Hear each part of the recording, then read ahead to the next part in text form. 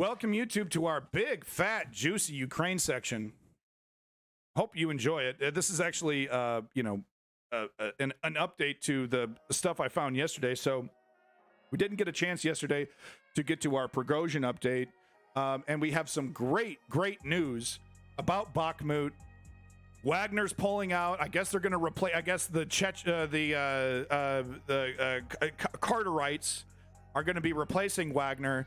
But are they doing it 1-to-1? Are they timing this perfectly? I don't think so. And it sounds like Wagner is going to pull out of Bakhmut completely, giving Ukraine the opportunity to take full control again, and maybe even have enough time to fortify it, which is great. And I have a lot of footage out of Bakhmut that you can look forward to. So let's get into it.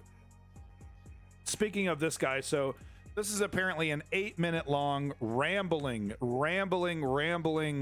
rant about how he's gonna save everybody. Him and his soldiers are gonna, step in where Wagner failed. Yada yada yada yada yada. I don't have time to show you the whole thing. I'll show you a minute from it. It just goes on and on and on. And the guy, he like, we're gonna do the big thing. He can barely fucking spit out a sentence, this guy. He's the leader of men. He's gonna get a bunch of guys fucking killed. Looking like a fat Rasputin. All right, let's get a listen here. Салам алейкум, приветствуем всех, дорогие друзья, подписчики. Yeah, you missed all the action there, Kronos. Another gaslighter pro, gun fetishist, giving you the usual gaslighting nonsense about why we need to have gun anarchy for the rest of our lives, even though we didn't have gun anarchy even during the Wild Wild West. Now we got to make it legal. Bad actors. Okay, so I officially declared nothing changes. Special military operations ongoing. Sorry, it was a 10-minute rant, dude. What can I tell you, Kronos? I'm sorry you were taking care of your kid, man.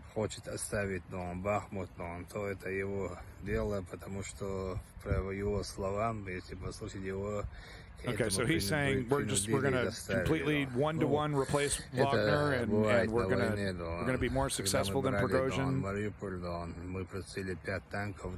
He's saying we're gonna be able to do more with less, unlike you.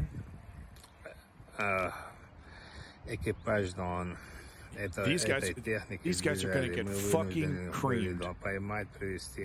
These guys are gonna get fucking creamed. I mean, because of course, look, Wagner is unbelievably capable of suicidal attacks, and that's why they were able to take as much of Bakhmut as they were. Wave after wave after wave of maniacs.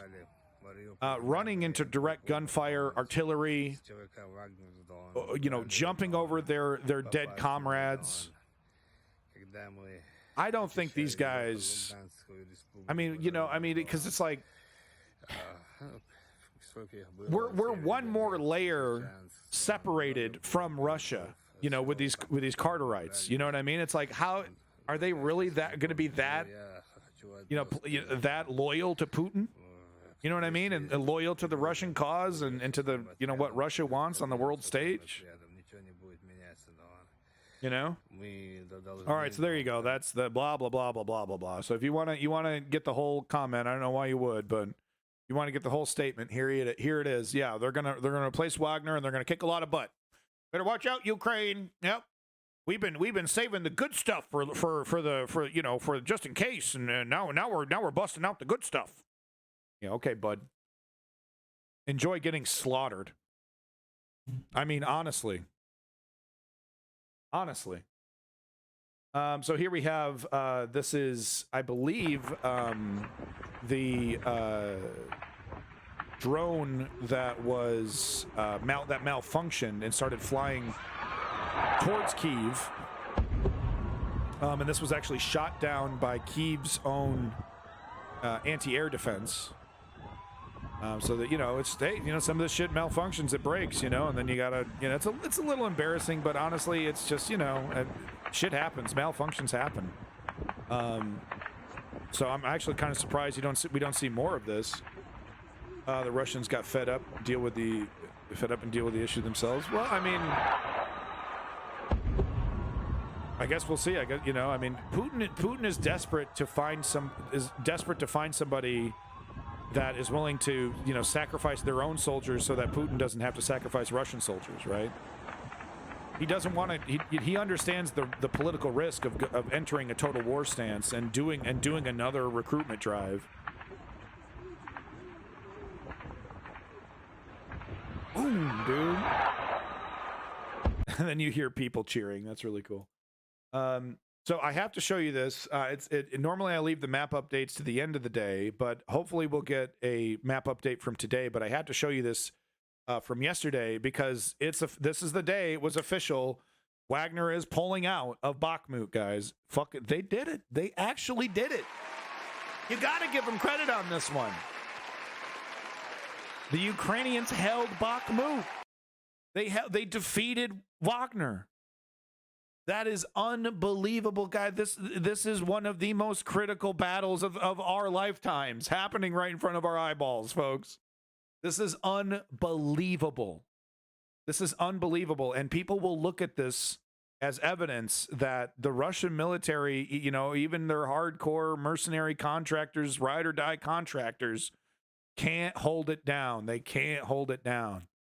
Why should I buy Russian weapons? Why should I, pay for Russian training when this is the result of it? Here, the head of the Wagner Group, Prigozhin, publicly announced that they're no longer capable of sustaining such high losses and that they're going to withdraw from Bakhmut on the 10th of May.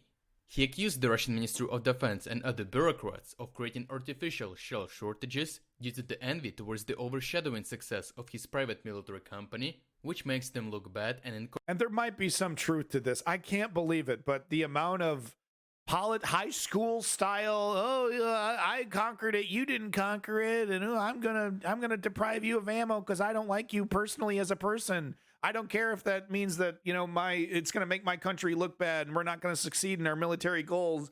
I don't like you, so I'm not going to give you ammo. There might be some truth to that.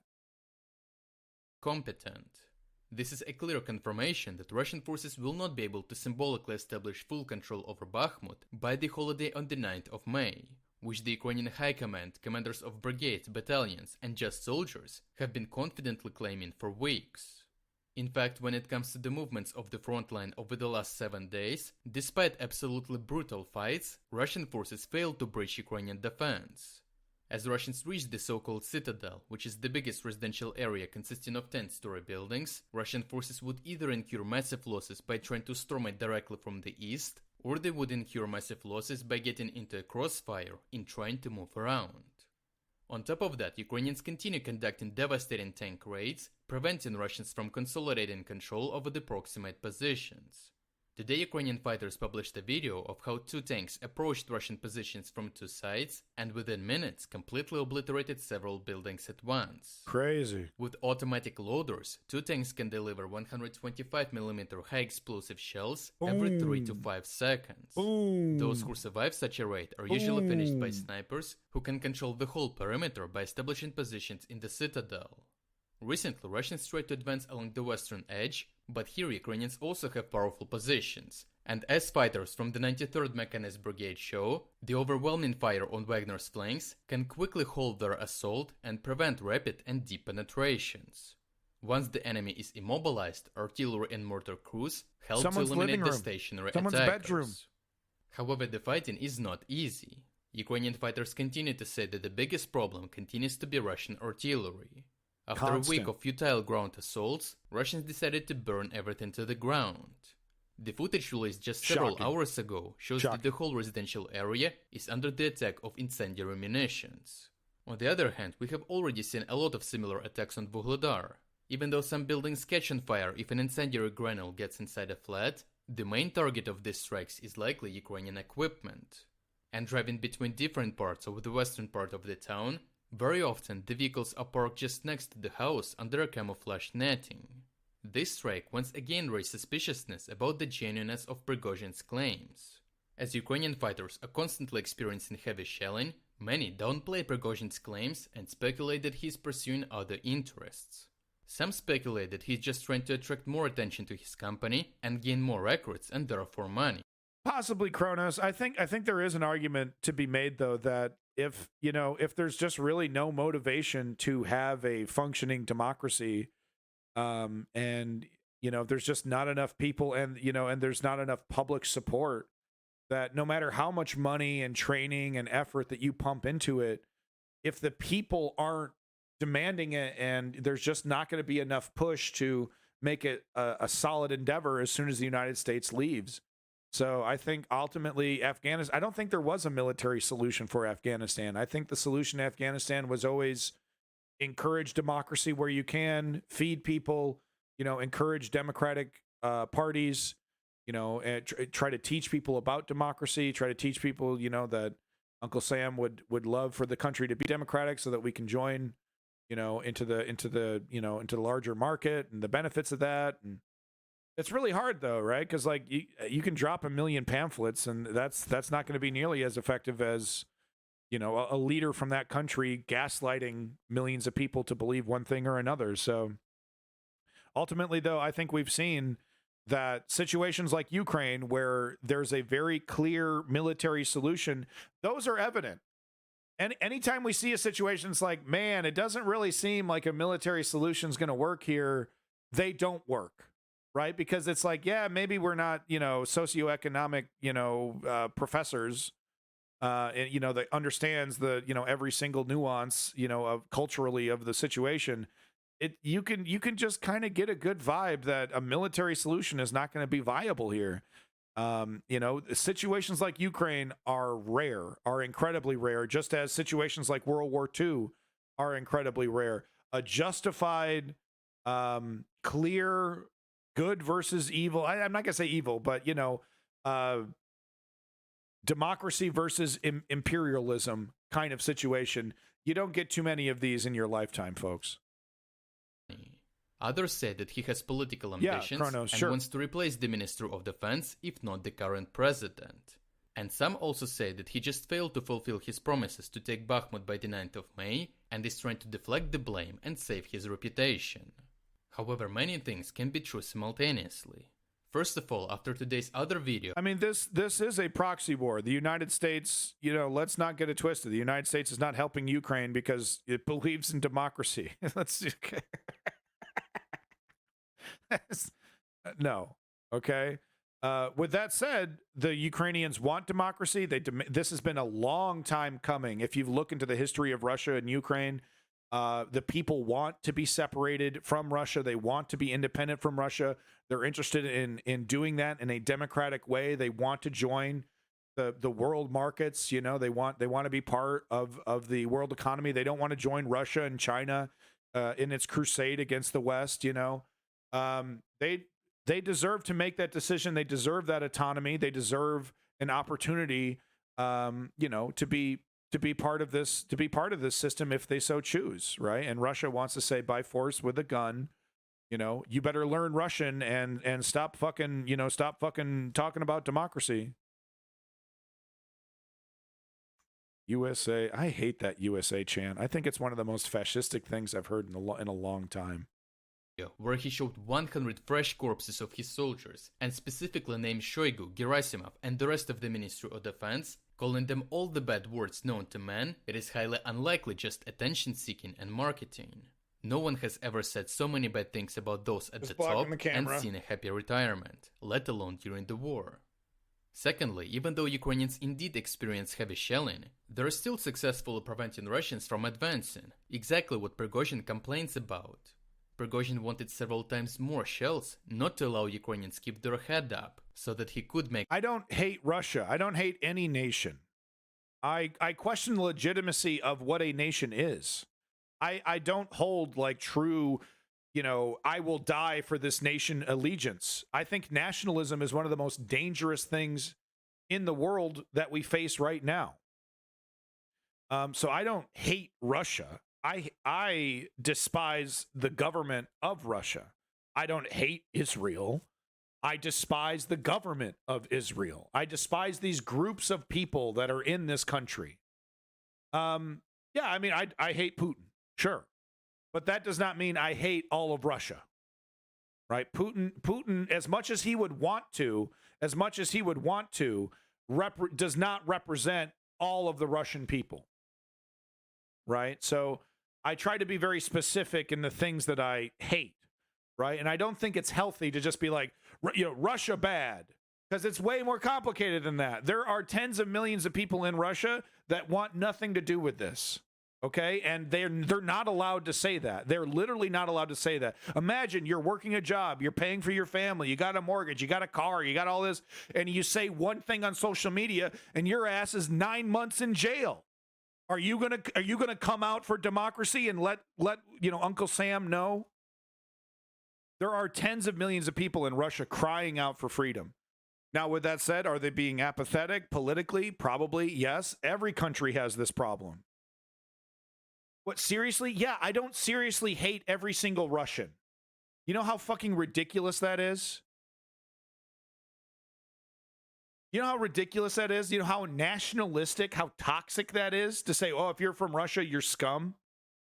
That's the source of these problems, that attitude, that nationalistic attitude. That's the source of these issues. We must understand that these are very complicated issues, and we can support Ukraine and we can support the United States supporting Ukraine while also acknowledging that there are tens of millions of Russians that, are not interested in this invasion. Yeah, people haven't chosen Putin. That's a great point. Make some advancements in the citadel. Thirdly, Prigozhin has been raising the alarm about the fact that Ukrainians might be preparing to conduct a massive flank attack and that he is not satisfied with the quality of the defense. There you go, he also to the said flag. that Russian bureaucrats are once again exaggerating the number of troops on the flanks in order to submit good reports, while in his experience the flanks are barely holding. He also emphasized multiple times that in the event of a breakthrough, Wagner forces in Bakhmut would be surrounded and eliminated. And coincidentally, yesterday we discussed precisely how Ukrainians are increasing the intensity of fights in... Well, Chem Goblin, here's the thing. It's a little different because you live in Ukraine. It's a little different to be, because there's nothing wrong with saying you love Ukraine, that you love the nation of Ukraine, you love your society and your culture. There's nothing wrong with that, right? And here's the difference, is that you don't think that Ukraine has a right to go into Russia or into Poland or anywhere else and say, you have to live, my nation is so great, Ukraine is so awesome, you have to live under my rules, under my flag. You don't believe in that, Chem Goblin. So no, you're not a nationalist. You're just a person who supports your country. There is a difference. You can support your country without being a nationalist. It is possible, right? Where is the line? Here's where you draw the line. When you put on your, just like George Carlin said, when you put on your funny hat and you say that the people that are living over there are lesser than you because they got a different funny hat on, and then you fight a fucking war over it. That's where the line is, right? But if you're like, hey, I prefer Ukraine, baby. I think pierogies are the shit, But you're not putting a gun into anyone's fucking face and say, you better eat pierogies. That's not, you're fine. You're good. You can love Ukraine, It's all good, baby.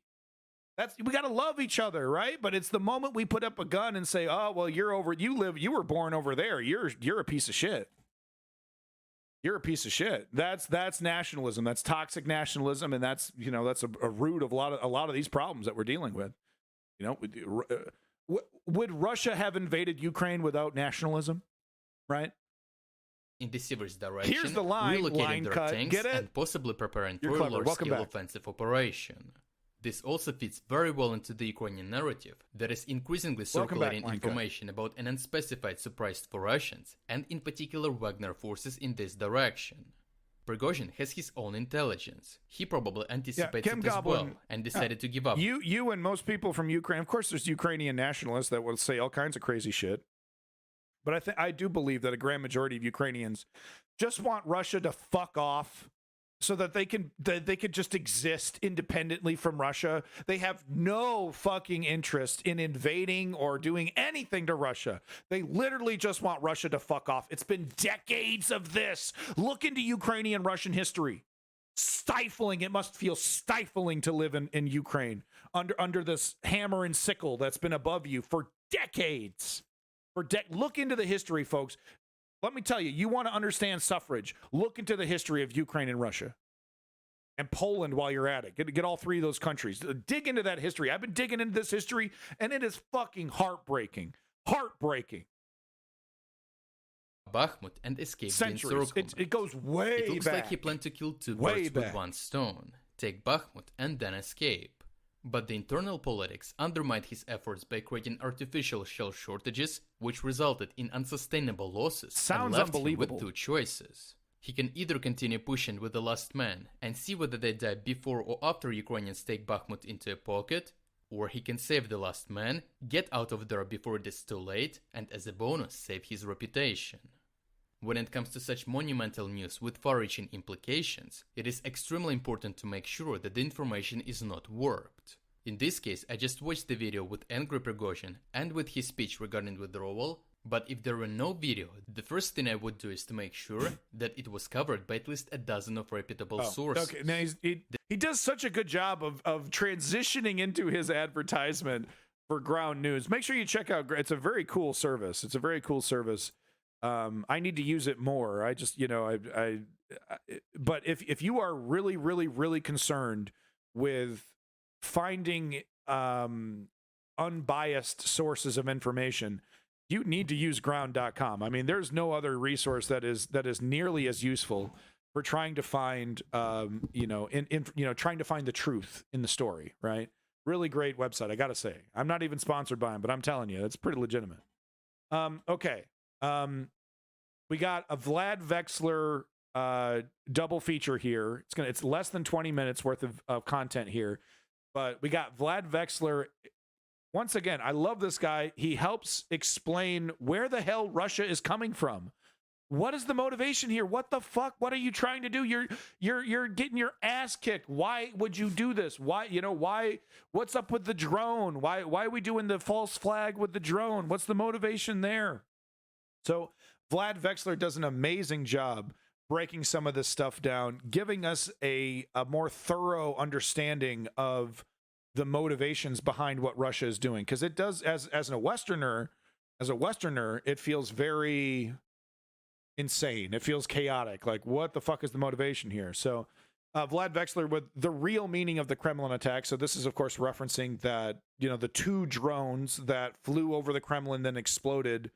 They missed the flag somehow. Very suspicious, very interesting. I think it's fair to say if it was Ukraine doing it, that flag would have blown up. If that was being piloted by a Ukrainian pilot, would he blow up the drone right before it touches the flag, or would he go right into the base of the right at the base of the pole and take it out there? Because we've seen how accurate these Ukrainian drone pilots are. They could blow up a dime sitting on a corner, man. They go right in for that dime. Whoop, right there. The dime obliterated. They can hit that. They are that good. So it does seem I don't think it was Ukraine. I really do like Davies' theory. Davy believes that it was it could have been seditious elements from within Russia. It's, a Russian basically trying to send a message to the Kremlin, right? They paid a lot of money for death. Not enough. A lot of these guys, that are promised, money and stuff for their families, they get jack shit.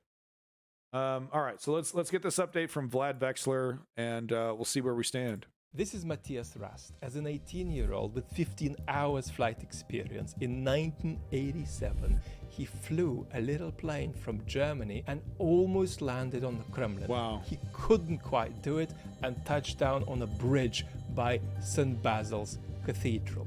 This was profoundly embarrassing for the Soviet Union. It was unbelievable that the Soviet military did not stop him. But now, as the Kremlin was on fire in the night. Drone strike at the Kremlin. Strike Russian President Vladimir. That same sense of So there was a fire awkwardness then, and huh? embarrassment for the Putin regime returns. Now we have to look at the vital and surprising political takeaways. But before we do that, we've got to ask the basic question: who done it? Let's start with Ukraine did it, which is the most plausible explanation until we know more. This was not an assassination attempt on Putin. Mr. Putin doesn't live in the Kremlin. He is not there at night. So this is about 3K a symbolism. month? That ain't bad. This is about politics. Yes. And this Let's go. I interrupted at one of the most important parts. Let's one more time. Mr. Putin doesn't live in the Kremlin. He is not there at night. So this is about symbolism. This is about politics. And this sends a very powerful message, even though it Hilda Rose, keep motherfucking crying. Keep motherfucking crying. You're about this motherfucking close from getting a total ban. So shut the fuck up or get the fuck out of here. My opinion is clear. Assault weapon bans work, and you're pathetic gaslighting, which is the same style gaslighting that I receive from every motherfucking right-winger and every motherfucking bad actor. You think you're unique. You're not coming at me with any new takes. You're not blowing my mind with new data. You know where I stand, so deal with it or get the fuck out. practically doesn't accomplish any goals. If this wasn't But you're Ukraine, bitching. Ukraine is perfectly capable in the future of carrying out similar operations. What Ukraine does on Russian soil, as we'll hear in a moment, will continue to diversify and escalate in Kronos, don't 2020. even attempt Kronos. You know what that's not going to work in America because no place is as big as America. So yep, they just hand wave away that, what about all the hundreds of other places where this has worked? Oh, it's not America, so it doesn't matter. Then you show them information where it has worked in America. Oh, that doesn't matter either. Fake news, blah, blah, blah. They hand wave away everything. They're bad actors. Don't even attempt to engage. Now let's look at the Kremlin. Back to it. We're as a getting false back to flag it. operation. Now, it's not going to help Hold right on. now. Let's get back to it. Ukraine. Ukraine is perfectly capable in the future of carrying out similar It's not worth it. operations. What Ukraine does on Russian soil, as we'll hear in a moment, will continue to diversify and escalate in 2023. Now let's look at the Kremlin done it as a false flag operation. Now, it's not going to help Russia in Ukraine because Russia is bombarding Ukraine at capacity for months and months and months. Russia has been trying to kill Zelensky for months and months and months and almost got there in the first week or two of the war. Almost. And Russia is not planning a nuclear strike on Ukraine. We're going to look momentarily at the domestic repercussions of this. But actually, if this were a Russian false flag operation, the most powerful reason for it would be to dispirit Western citizens from supporting Ukraine Sure. by making them feel that the war is getting out of hand. Yeah. So this is about getting... And I do have an article that says some of the Western alliance countries are interested in giving Crimea to Putin. We got to stop the madness. Of course, it's France and Germany. That's what everyone thinks. It's probably France and Germany. Goddamn defeatists. Oh, we should stop while we're ahead. Yeah, we should give Putin. We should let Putin keep some of his ill-gotten gains so he can prepare for another invasion. No, we spank his ass. We send him right back to the fucking border. Say, look, you cross this fucking border, you're not going to have a 2014 again, baby. You cross this border, there will be ramifications. That is the lesson that needs to be taught here. And yeah, it's a violent one. Oh, well, violence bad. Yeah, okay, violence bad. Move on. Welcome to the real world. Okay? Sometimes bullies need a bloodied nose so they know not to fuck with you. That's just a fact of life. you guys to get tired with sustained and escalating support for Ukraine. This would be the main reason. Our first takeaway is that inevitably, as we've discussed many times on the main channel and on the chat channel, the war will be coming over onto Russian soil. You can't bombard a country that you have brutally invaded for no legitimate reason and think that that's not going to come back to you. Of course it will, and it'll keep happening increasingly. And this may well not be the last Kremlin bombing we see. Ukraine will be conducting operations on Russian soil. Russians coming back from the front with military experience are going to create concoctions of violence on Russian soil. Mr. Putin unwinding, letting go of the monopoly over organized violence on Russian territory by having the Chechen gang, by having the Wagner gang, by having a specially localized army where folks feel accountable to their local commanders and not centrally. All of that is potentially ripe for violence on Russian soil. So this is going to be happening again and again and again and again, both from Ukraine and from, if you like, the latent components of a civil war coming to materialize more and more in Russia. Putin's main opposition aren't the pro-democracy folks. It's actually the case that in 2023, the main opposition Putin faces will be radicals who want not war, but victory. Yeah. It's really unnatural to get your head around it because you think this is an awful tyrant. Surely, eventually he'll get overthrown and there'll be enough people wanting a democratic alternative. Didn't happen in America, did it? That might be a medium-term possibility. But short-term, there is no prospect of any kind of democratic upheaval in Russia. The real prospect is that Mr. Putin is going to face harder and harder opposition from the radicals who want a more successful war. He's going to have to accommodate their demands. Yeah, and they are like they're like a broken record. Drop the nuke, drop the nuke, drop the nuke, drop the nuke. Like that's gonna like the it's the obvious solution. We got to drop a nuke. Like and you know what's their response? Okay, what happens? Well, what about the retaliation? They won't retaliate. Oh, they're not. They're going to be so scared. They're going to be so intimidated. You drop a nuke. That's the end of fucking. That's it, dude. Gloves are off. NATO is fully engaged if you drop a nuke. The entirety of NATO. Accommodate their discourse and accommodate their expectations. Is going to be ceding power increasingly to them and their discourse and becoming a hostage of it. And incidents like this implicate him just that little bit further in that anyway inevitable dynamic. Mass terror is not just plausible in the medium-term future in Russia. It's little by little where the country is moving. At the moment, political persecution is about tens of thousands, but it's not implausible for that to dramatically multiply. What will drive this Stalinization of the Putin regime, even though that's not quite the right word, because we know that Putin resembles 1930s European fascism more than he does Soviet communism. True. But mass arrests and executions were a feature of the Stalin period, and so that's why we make that reference. This will simply be contingent on Putin's sense of threat. The threat that his regime experiences and the threat that he perceives. I'm pro think for yourself, jackass. There are two levels of threat. One is threat to regime security. Am I going to lose power? And the second is threat to the sustenance of Russia as an imperial power.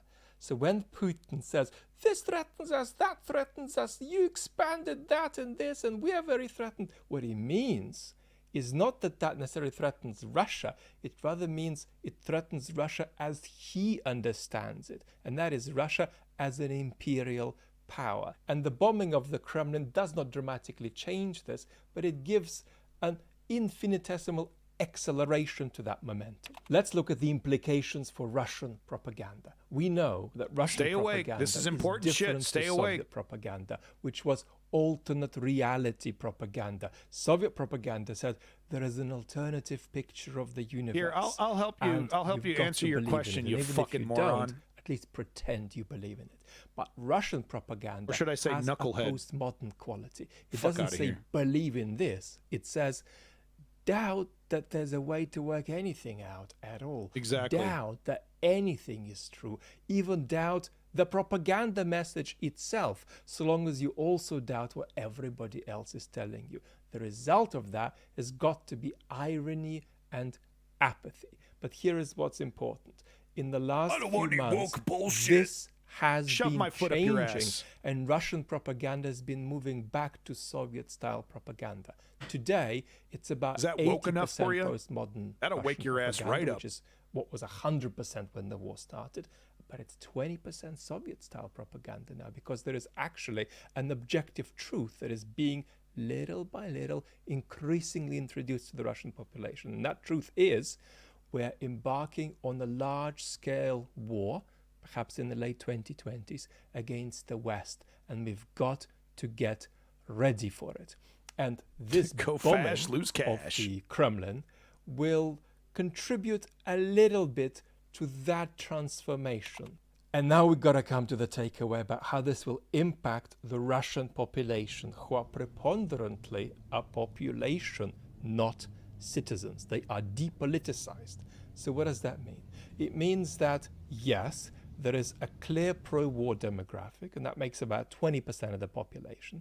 There is a clear anti-war demographic, perhaps also 20% of the population. But the 50 or 60 blob in the middle are depoliticized. They're apathetic. people who have outsourced politics to the Kremlin. Yeah. They have exchanged, as often happens in the kind of authoritarian regime that early Putinism was, it often happens that people give away their public freedom in exchange for their private freedom. That's the regime's coming for their private freedom too now, but it's too private freedom to watch Netflix and jerk off all day, a private freedom to play video games and get whatever kind of job you want, private freedom to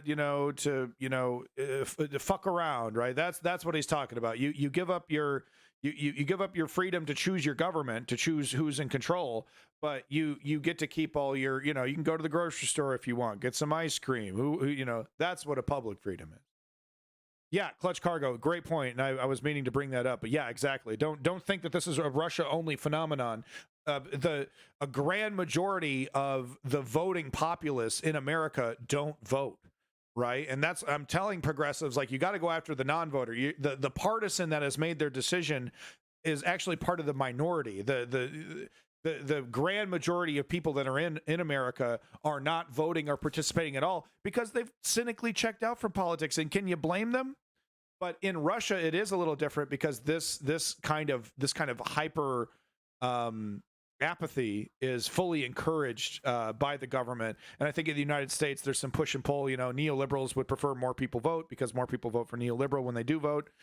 Republicans would like to destroy the ability to vote. So it's definitely different. Where in Russia, this political apathy has been seeded and encouraged by the Kremlin. Too late. And the problem these folks in the middle have got is that they can't face what a catastrophe this deal has landed them into. And the sheer catastrophe of where their apathy has led them, right, is so hard to face that actually a Kremlin on fire is for now going to make these people turn away more rather than get engaged. They're going to retreat even further and say, I am here in my shell and I don't want to have anything to do with this. But the more anxious they get and the more they defensively retreat, the more likely it is that eventually some of them are going to snap and materialize from being a population into being citizens. But how did this depoliticized blob end up in this situation? What's the history? Why did this happen? To learn about all of this, he's got a great video about watch that. this video. Yeah, so follow, like, and subscribe Vlad Vexler here. So we got one more. I'm sorry to double up. I know it's a lot of Vlad, but he's a very important commentator. And what do you want me to play? Morning Joe? What do you want? Fucking Wolf Blitzer's opinion on what Russia thinks? I don't think so. I think we should hear from somebody who actually understands what the fuck Russia is. Right? I think we've heard enough from what, Western, boy, they're just really mad over there. Well, I don't know what they're dealing. He will look about, you don't know shit, man. This guy lived it. This guy understands Putin better than 95% of the commentators I've heard. Right? So I'm sorry we're going to double up on his videos here. I watch Morning Joe clips once in a while. I choke through them. I fucking choke through them. God damn, I hate Morning Joe. But no, so that was about the drone. A lot of news happening, folks. This shit is happening very quick, right? But we had the drone strike, right? And that's him kind of explaining, who he thinks is most motivated. you know, what the likelihood is. He doesn't think it's Ukraine. He thinks it's Russian false flag. So now he's got comments here on his secondary channel. He does a kind of a looser chat channel, but now he did this video about Prigozhin's attacks against Shoigu and Gerasimov. Right, this is totally unprecedented, and he's kind of, you know, helping explain how actually unprecedented and we're in totally uncharted territory when it comes to what we're seeing with Prigozhin right now. Like this is new. We've never seen the Russian military, fumble it quite like this before. So Vlad Vaxter is going to give us a little context on that. It's a 7-minute video. It's not very long. He gets right through it. So stay awake, okay, folks? Welcome. I got lots of explosions and trench warfare coming right up. Okay, stick around, baby.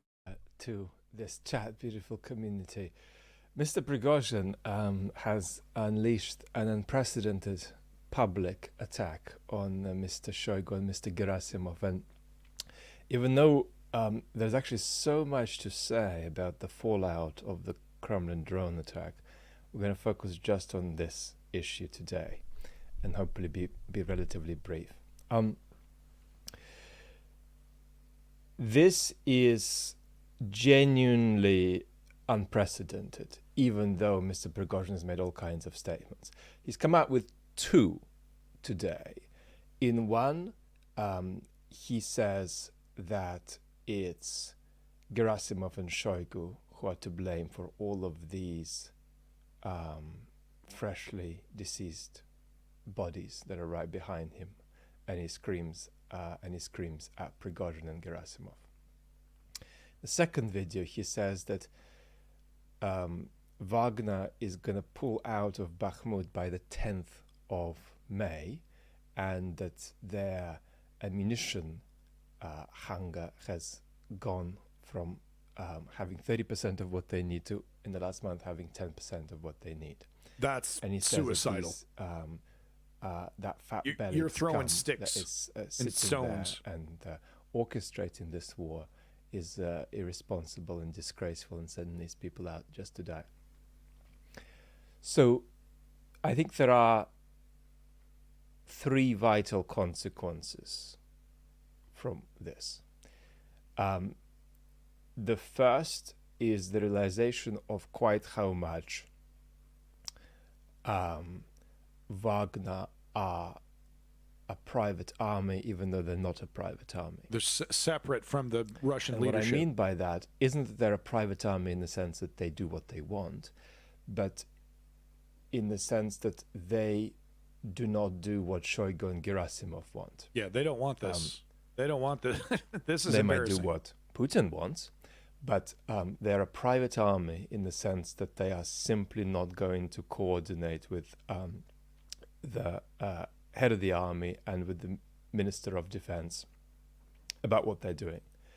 So that is one extraordinary thing, right? That the extent to which it's true has been really dramatized by this pronouncement. The second thing is that, as the wonderful Russian political commentator Kirill Rogov has said, stay awake, folks, I think a few hours ago, this is essentially an invitation to mutiny in the Russian army. Exactly. Look, so he's speaking softly and quietly, and I know you're I'm going to sleep now. Okay, I'm going to go play video games now. Listen to what the fuck he's saying, okay? Listen to this. Commentator Kirill Rogov has said, I think a few hours ago, this is essentially an invitation to mutiny in the Russian army. Thank you for following, Andrew. So as soon as in one context one more time, sorry, we got another, interrupted by Andrew's amazing follow. Thank you so much for that follow. One more time. This is essentially an invitation to mutiny in the Russian army. So as soon as in one context or another, other Russian soldiers, regular Russian army soldiers, feel that they're really in trouble, they will have this image of being ordered around by people who are squabbling between themselves, who are self-serving, who don't know what they're doing, and who are to blame for their depleted predicament. So it is a sort of potential invitation to mutiny for the Russian military. That's a very powerful takeaway. Yeah. And the third takeaway is that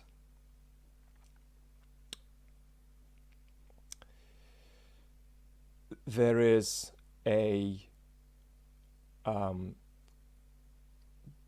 gangster world kind of degree of autonomy in the way the war is being prosecuted and arranged. Totally. Where's the chain of command?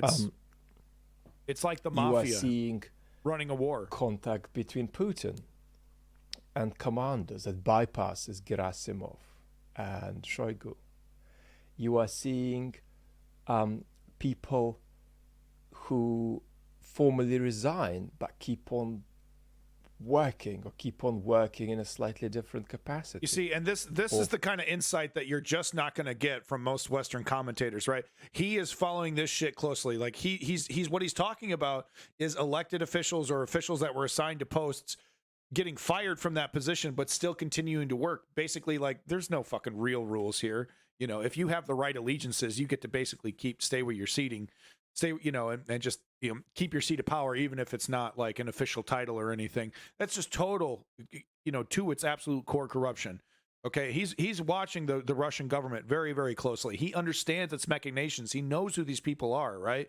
Show me another commentator that's giving you these kind of insights. People who formally resign but keep on working in a slightly different capacity or for a slightly different wing of this entire enterprise. So where is Russia's deputy defense minister?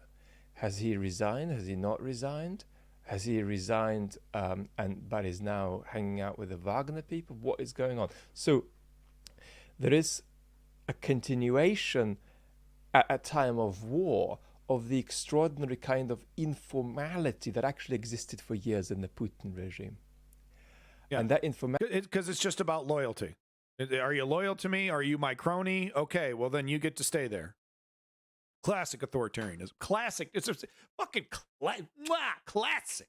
reality was that the people who ran the country, except perhaps for the economic branch, very comfortable looking shirt, were kind of a blend between a corporation, a board of a corporation, and a mafia organization. So to a certain extent, you had a kind of a table with people sitting there, but not everybody had a designated position. Classic. So you didn't have, everybody with a little label, and you could say, well, this is the CEO. The CEO is clear, that's Putin. But everything else was a bit of an in flux, and it's almost as though they were divided not according to tasks, but according to fleetingly allocated ascriptions of hierarchical importance. And that kind of fluid weirdness has been translated into how the war is run. Now, if Mr. Prigozhin is saying that he's pulling out of Bakhmut, that is clearly not Gerasimov and Shoigu's decision, but it could be Putin's decision. So this what a statement crazy illustrates concept. this extraordinary autonomy in the way and fluidity in the way the military is run. So what he's saying is that the military doesn't necessarily, might be not listening to every single thing that Putin wants, and Putin is attempting to get the military to do what it wants by using Wagner, right? And telling, tell them you're going to leave by the 10th. They're not cooperating. They don't listen to me because this is a completely corrupt enterprise, and it's all held together with fear and corruption. They're not listening to me anymore. So, let's force their hand. Let's force their hand by making this brash announcement, right? That's how fucked up Russian politics is right now. And this will be very, very problematic the worse things go for the Russian military, right? Because this is a recipe for cracks and fragmentations. Huge. So I think these are That's my Coup-land. these are my three takeaways. So there you go. Overall, it's a desperate statement from Prigozhin. Yes. In the sense that it does have the undercurrent, I'm screwed if I'm blamed for this. So it's between Gerasimov and me, and I need to escalate this. This is also about fear, and maybe even about physical fear for Mr. Prigozhin. I'll be shocked if Prigozhin is still alive by this time next year. I mean, come on. Motherfucker's got banana peels in his future. You know what I'm saying? Here he might be accountable not just to Mr. Putin or to people around Mr. Putin, but also to people in the criminal world. Yeah. Who are not impressed with what he did, putting all these... That statue explosion, that's right out of the mafia, man. That's like, you know, we gave him a little present. You know what I mean? Yeah, we gave him a little present at his little speech. I hope he enjoys it. Here, it's going to be a real bang. You know what I mean? Total mafia shit. Mince grinder and so on. So it's first of all, it's real. It's real. It's not theater. It's done out of desperation, and then there are these three consequences that we've put on the table. So that's my takeaway. Amazing, folks. Show me a commentator who can break it down better. Fucking, I dare you. I dare you. I dare you. I dare you.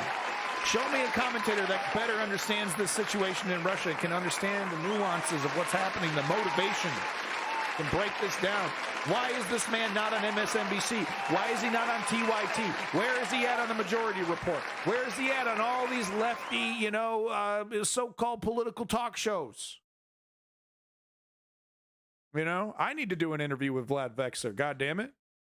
Tucker Carlson, get the fuck out.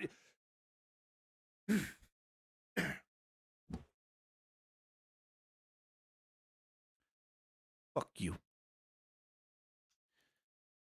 Fuck you. Fuck Tucker. Fuck fuck anybody that wants to watch Tucker Carlson, okay? Okay. I actually showed this one yesterday.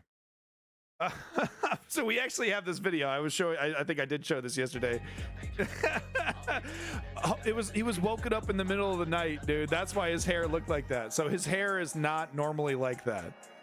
He was woken. He was in his pajamas. I hope is that his dog? No, that's his carpet. But we got video of this as well. See if I have it here somewhere. Yep, we'll show that video. Yeah, hold on. I got a video of the... Oh, whoops.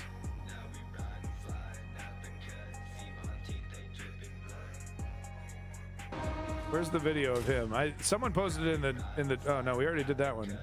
What? I don't have the video? Someone had the video in the Discord. Come on, where is it? Let me find it here. Hold on. Sorry. Stream fail. Hold on. You got to see the video. It's hilarious. Here we go. Here's the video right here.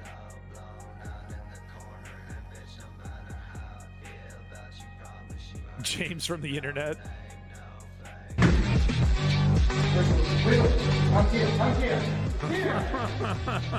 If you don't know what the hell's going on, this guy is living in Ukraine, and is sending the Russian government. Look at that, dude. Look at that. He's got it set up there in his window. Look at that. He's all. What is that? A camera or something? Yeah, look at that. Getting information on like Ukrainian positions and stuff. Mayor of Whoville, yo. No, straight up. Like, actually, look at this. Said, pro-Kremlin propaganda. Look, folks, it's not free speech when you are supporting an authoritarian invading army. It does get complicated though, right? Because you could be living under your own tyranny, and the invading army is coming, it's like you're supporting them, and then what you're doing is an altruistic kind of thing, right? If you're like, supporting an invading army. This is not the case, okay? There are clear, I hate to break this down into such, because like, the George Bush era was like famous for doing this, but there is actually a very clear bad guy and a very clear good guy here. Ukraine obviously the good guy, not Uncle Sam per se, right? Because the motivations, you can be right for the wrong reasons. You know what I mean? If you're an adult, you understand that concept. You can be right for the wrong reasons. And the United States is absolutely right for the wrong reasons here. But yeah, so they go through his browser history. They go through his books. Yeah. But you know what's not going to happen to him? You know what's not going to... He gives a peace sign. You know what's not going to happen to him?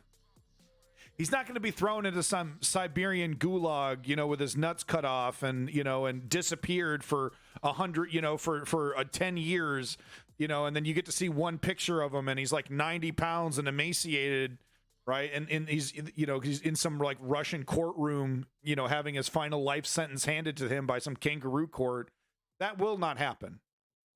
Now, I don't know much about the Ukrainian justice system and how fair it's going to be, to these guys. I really don't know. From everything I've heard, they're receiving harsh sentences. 10 years, 20 years. They're receiving extremely harsh sentences. And in some cases, life. Some of these guys are getting life. If the Ukrainian government is able to prove that this person provided information to the Russian military that directly resulted in the death of Ukrainians, soldiers or civilians, they'll give that person life. That's a whole separate debate. Okay? I would prefer that, though. I would prefer some kind of justice system over what Russia does to people. Right? They're still running those gulags, folks. That shit isn't... They didn't stop that.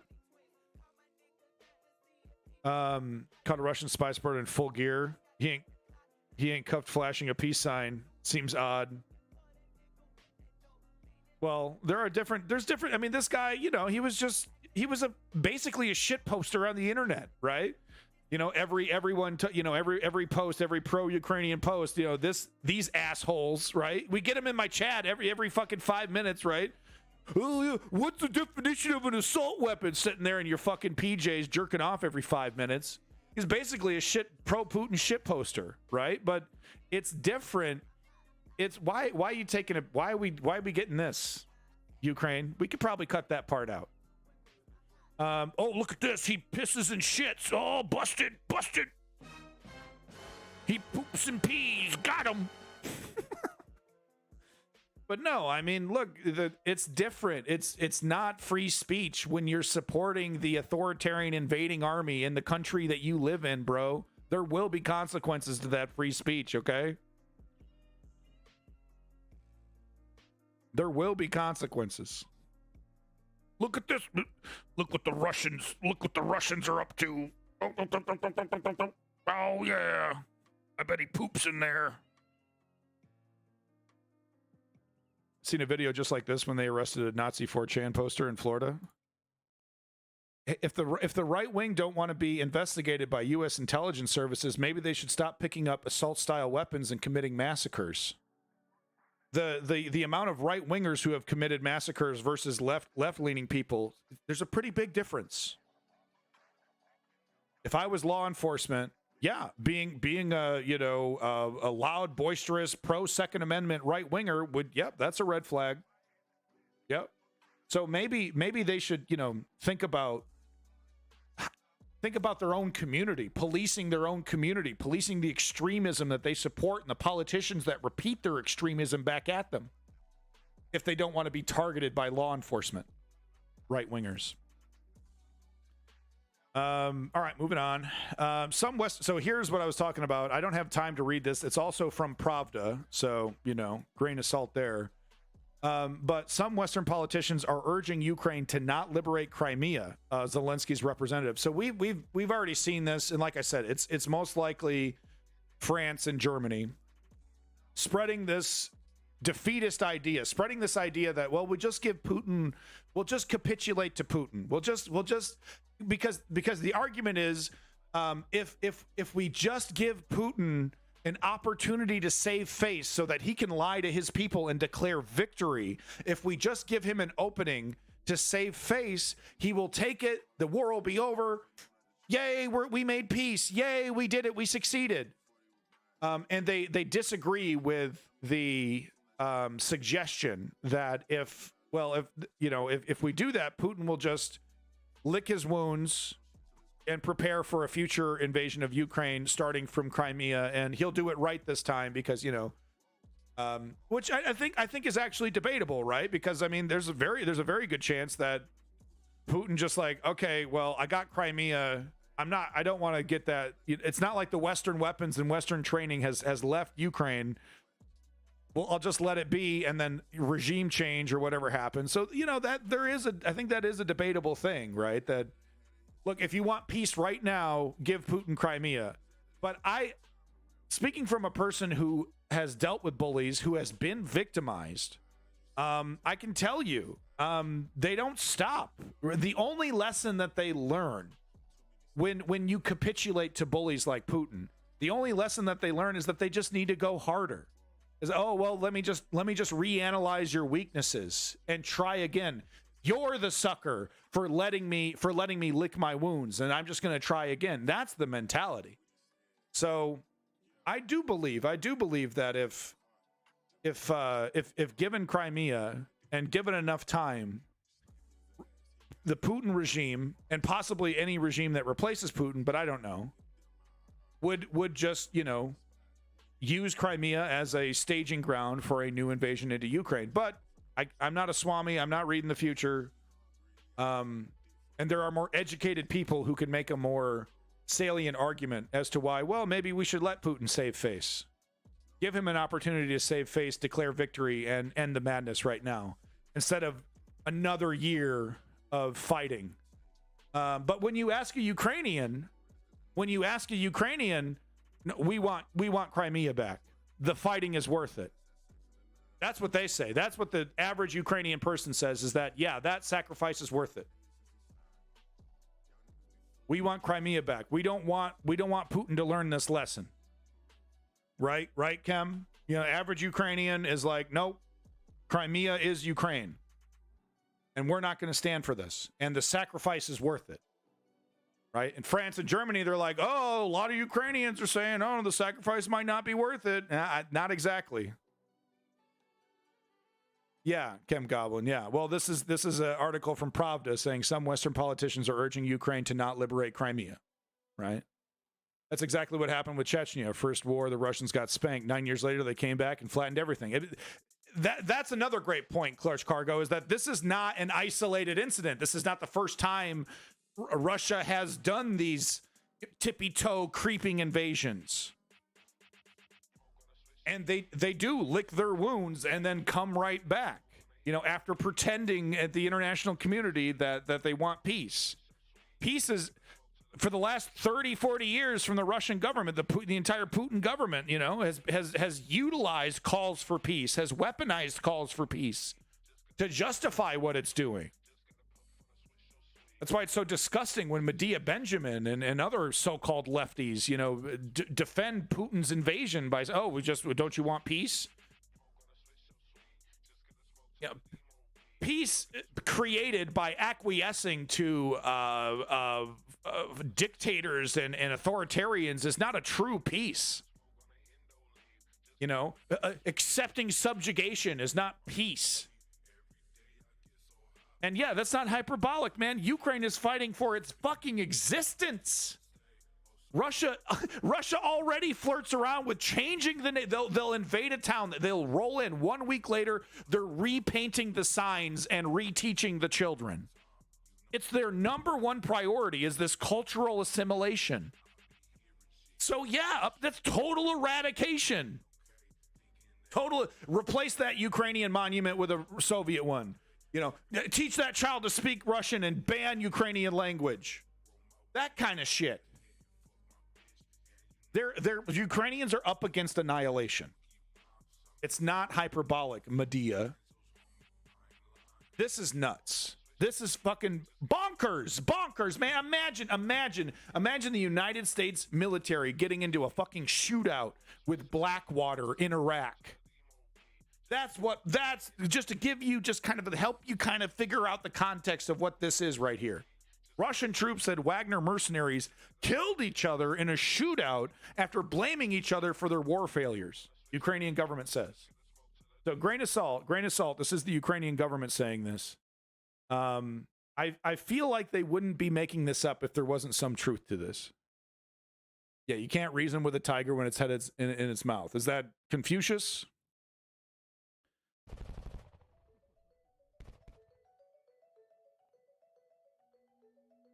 Jesus, 7,000 civilians. 100,000 Ukrainian troops? Sorry, I'm getting in the way here. Massive refugee crisis.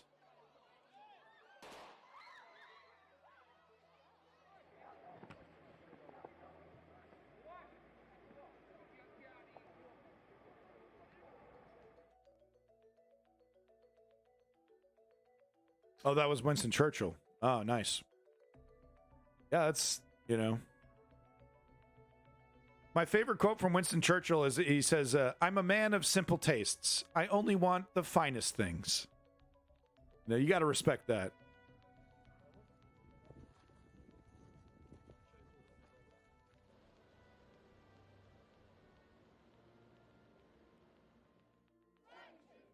This isn't really about the story. This is just some general recap of the whole situation. Santa Claus.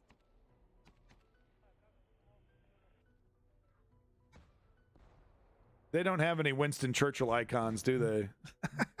That's the closest you could get. Okay, let's just real quick. I just want to read just a little bit from this story about the Russian military engaging in combat with the Wagner mercenaries. Ukraine said on Sunday that a group of Russian troops and Wagner mercenaries opened fire on each other over a dispute about their wartime mistakes.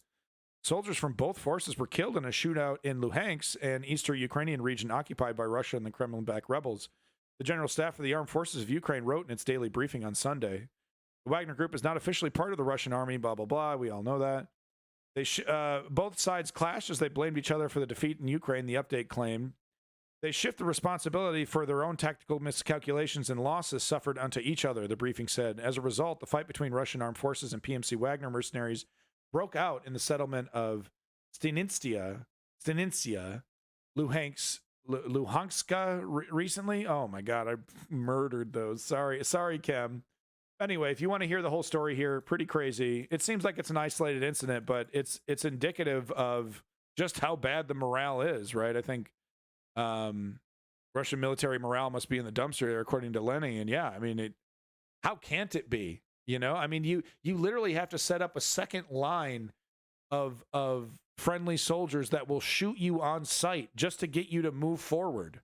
And they're like, oh, yeah, this is the Stalingrad style of military. This is how we do it. This is the best way to do it. Treat your soldiers like literal meat. Great for morale. Stick a gun in someone's face. So yeah, I mean, we don't need to watch the whole thing, but I got to show it. This is, the long and short of it is that, he's blaming the Russian government. Yeah, haven't heard me speak English. Yeah, that's a good point. Teen Russian soldiers in groups of 20 shooting artillery like it's a country boy's beer dream, having a blast. Maybe it's twofold. Are you, to the flag, are you honestly trying to say that the Russian morale is great? Yeah, the morale would be really great if you're drunk 2 miles away from the front line, and your only job is just to throw shells into this fucking thing and pull the trigger and just throw shells. Yeah.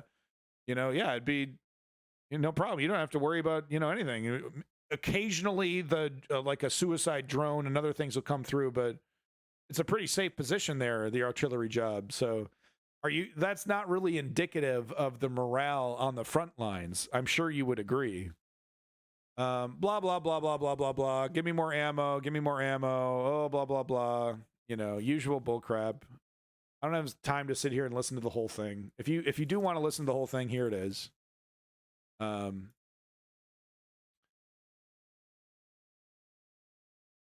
that is interesting though, that they're just having a blast back there with the artillery. So this, yeah, is this the? I think they, yeah, okay. So all the bodies are blurred out to the right, but I will show this. It's only 41 seconds of it, but yeah, cry some more, You actual, you fucking, you look like Fester Adams had a baby that then has gigantism. He actually looks like a baby that Uncle Fester had. Yeah, that's a great point, Lenny.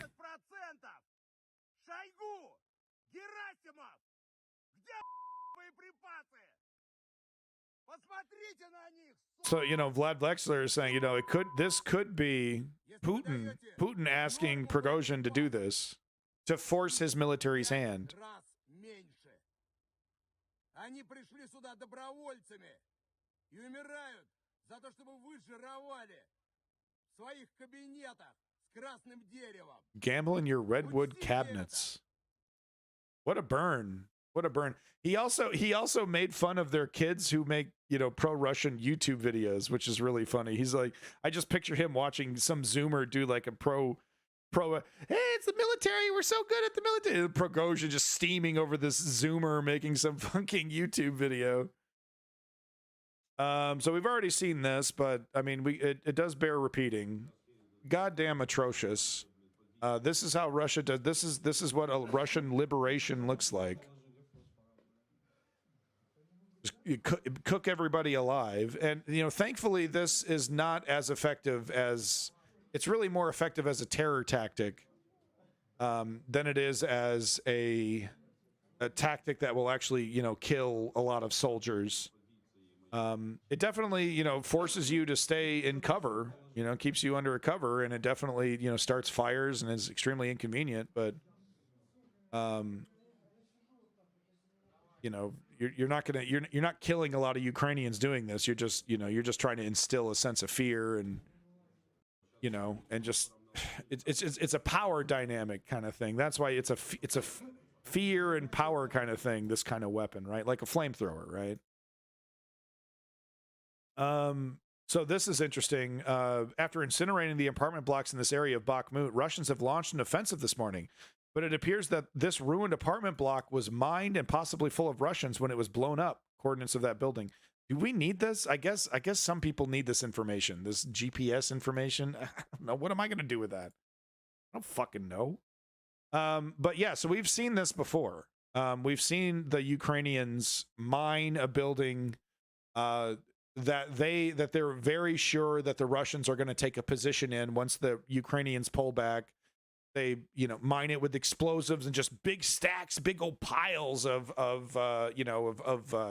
anti-tank mines and stuff. Then they detonate it remotely once the Russians have taken a position inside that building. I've shown at least one other video, but I think they've done this 3 or 4 times now. And yeah, this is what it looks like. They just blow up the whole fucking building. I mean, you know what? Why not? Why not? The building, you know, is an effective place for, you know, for cover, and, you know, just blow up the whole goddamn building. It's already, you know, burnt out, destroyed. There's nothing to save. It's so sad. It's so sad that Putin, you know, that Putin would force their own people to do this to themselves. But I mean, this entire area is going to need to be literally bulldozed to the ground and rebuilt from the ground up. Every one of these buildings.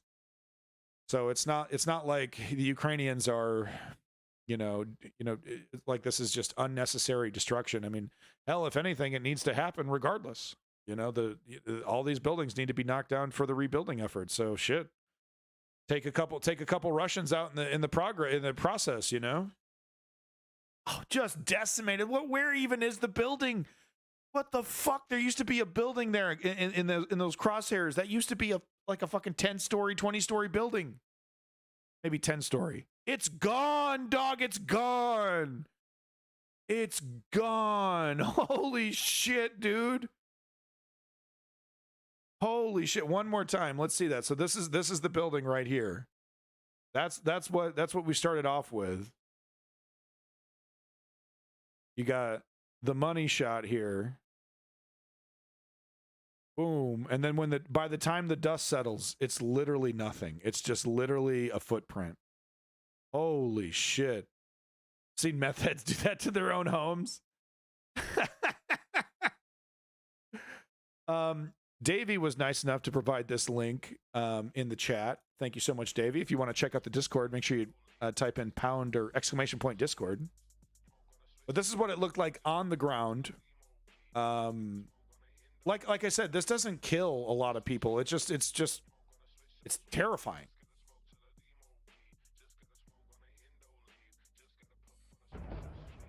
Yeah, here's what it looks like when you're on the ground, seeing this in the air. I've shown footage of this before, and it's frighteningly beautiful. It's actually like it's one of those things that happens in war that's like, oh, this is eerily gorgeous, you know, these slowly floating, you know, burning embers. It's certainly not magical when you're in it, though, I can tell you that. You can barely breathe. The whole place smells terrible. See if we can get full screen on this. Twitter sucks. And yeah, and then these little fragments, they stay hot for hours. They stay hot and burn for hours and hours. Like a lithium battery fire, you know, they throw these, you know, these little embers everywhere, and they just sit there smoldering and burning, catching anything on fire for several hours. So trigger warning. There's no blood here. There's no bodily harm, but you are going to see, you know, a modern example of shell shock. Every man has their limits. You know, no person can say for sure how brave they will be until the bullets start flying. I'm sure this man is incredibly brave. And like I said, we all have our breaking points. And unfortunately, this man has met his breaking point. And this is what it looks like when you're dealing with this. You make terrible decisions on the battlefield.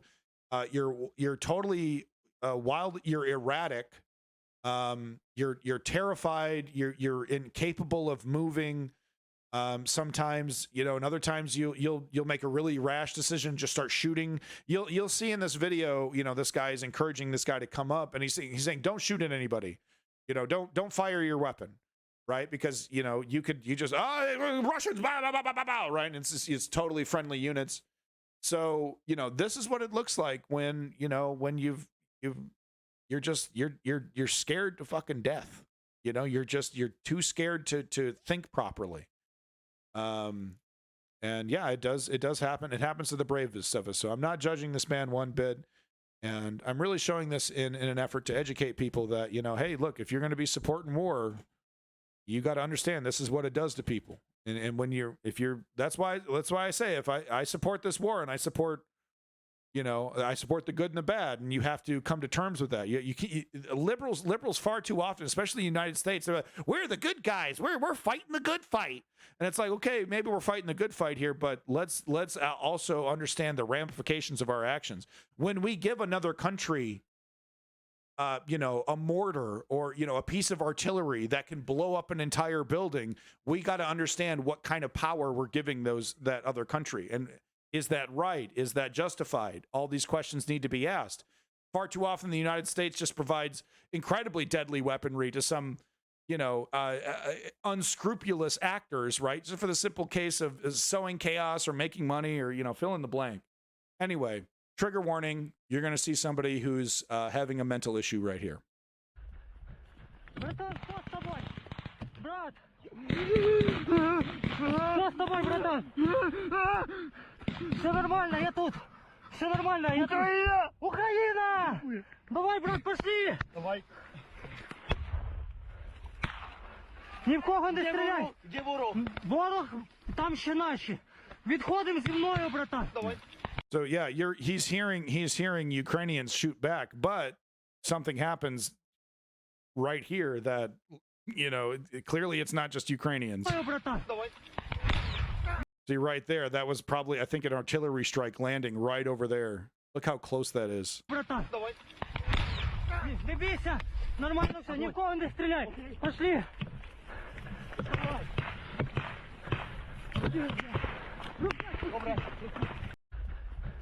Братан, что с тобой? I hope he made it to safety, and I hope he's finding the mental health help that he's going to need. He's probably going to need it for the rest of his life. I've never been this scared in my life. I've never been this scared. Have you? Брат. Что с тобой, братан? Yeah. Yeah, his battle buddy probably saved his life right here. Because it was only a matter of time before the Russians probably took that position. And yeah, they're just putting one in his head. Maybe take him prisoner if he's lucky. Все нормально, я тут. They are still doing prisoner exchanges, but you know, they also gladly and gleefully execute you on camera in the most gruesome ways. So. Все нормально, я тут. Украина! Давай, брат, пошли! Давай. Ні в кого не стріляй! Де ворог? Ворог, там ще наші. Відходимо зі мною, братан. Давай. Не бійся, нормально все, ні в кого не стріляй. Пошли.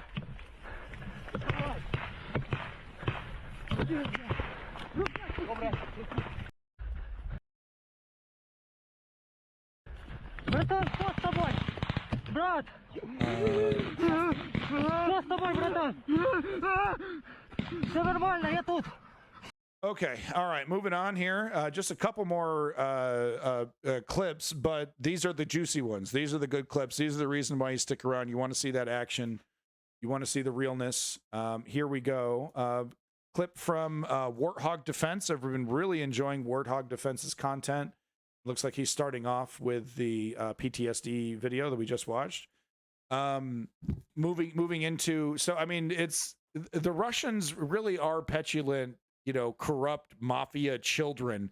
Look at how an official representative acts in a fully diplomatic environment. This is bonkers. And now the scuttlebutt is that apparently there was some Ukrainian that was, you know, they put the flag in front of the Russian flag. It was that whole thing. But I mean, this is how they're representing themselves in you know, in the halls of diplomacy here. In Ankara, during the events of the Parliamentary Assembly of the Black Sea Economic Community, the representative of Russia tore the flag of Ukraine from the hands of a Ukrainian member of parliament. The Ukrainian then punched the Russian in the face. Let's see if we can catch the punch. It's actually really difficult to find that. Everything happens so quickly. So let's see if we can find the punch here. Let's slow it down a bit. Playback speed. Yeah, there we go. Slow it down a bit. Let's see if we can find the punch. So he takes it and he just tries to walk away like Cool Hand Luke. Homie, get real. Okay. Oh, okay. So is this little girly slap in the back of the head? Is that the punch? Oh, okay. And then gives him a little slap right there.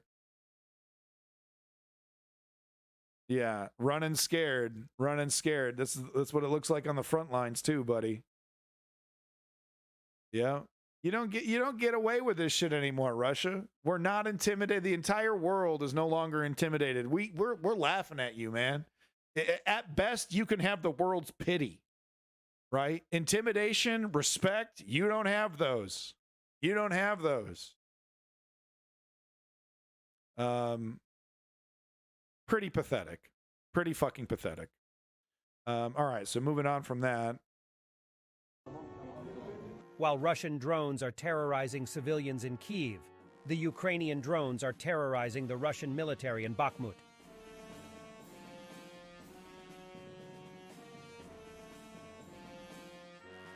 So I've been seeing a lot of these on their device. I think this is the thing that triggers the explosion.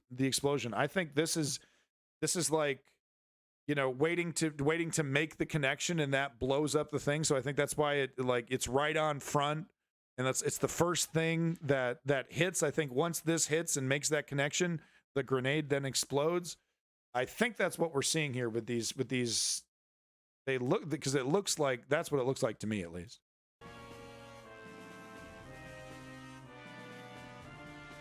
Oof, oof, oof. Oh, it's nasty. Nasty. You have no time to react. You got no time to react. You see it, like you get 1 second to see it. I think this is the follow-up. This is the second one. Yeah, and it goes into the tracks. I mean, they're accurate. They know where they're going with these things. They're frighteningly accurate. Like B-horror. Yeah. Well, they got to use, copyright-free music, right? Ukrainian anti-tank missile destroyed Russian infantry fighting vehicle. I love these. I'm sorry I'm such a warmonger here, but I love these shots. Is this the Stuga P missile? But this is great. You fire the missile and then you steer it right into your target. Oh, fuck me, dude. War boner. Giving me a war boner. Oh. This gets that bad boy right in the pocket. Oh. Another successful attack carried out by Ukrainian kamikaze drones. Link quality not very good on this one. You know, and on Friday, yesterday, I showed that drone footage of him toying with the soldier. Okay, I can't show you the trench one. Oh, that isn't actually too bad. Actually, you can see that one. That one's just going after a vehicle. In Georgia, exactly, Clutch Cargo. It's frightening, right? That the drone operator had complete control over the situation and was comfortable, chilling, drinking a coffee, having a cigarette, and the Russian on the ground, the most scared he's ever been in his life. How, that never happens on the battlefield, where one side has just full control. It's not even like throwing random artillery shells and stuff, but just full control over the situation. I could kill you at any moment. I can fucking take you out any moment, any fucking moment. And he does. Toys with him 3 times, and then the 4th time takes him right out at the legs. No matter how fast that guy could run, he could not run that drone.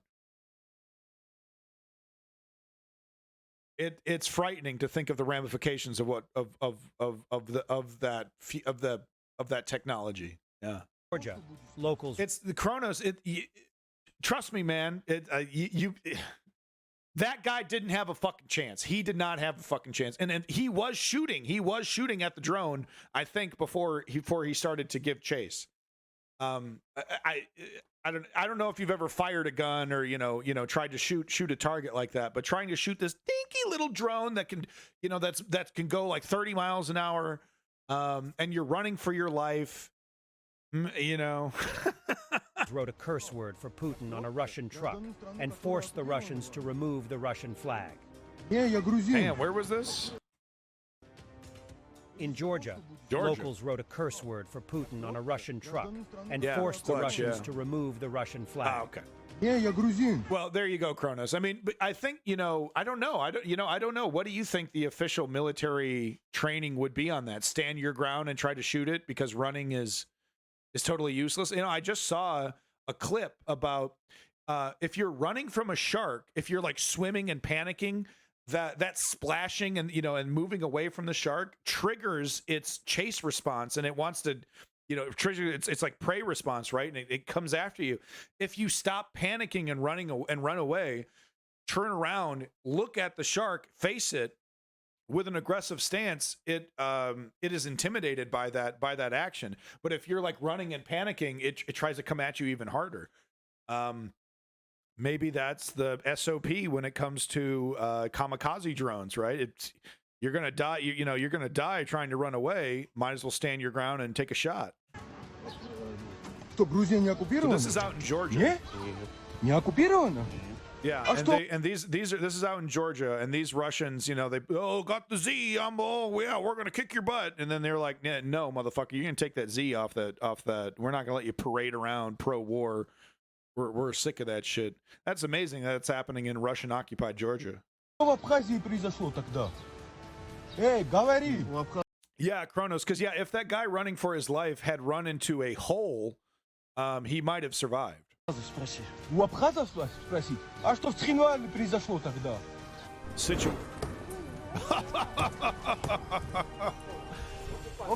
There you go. Oh, they're just Russia-phobic. There's no legitimate reason why they would be doing this. They just hate Russia over there in Georgia.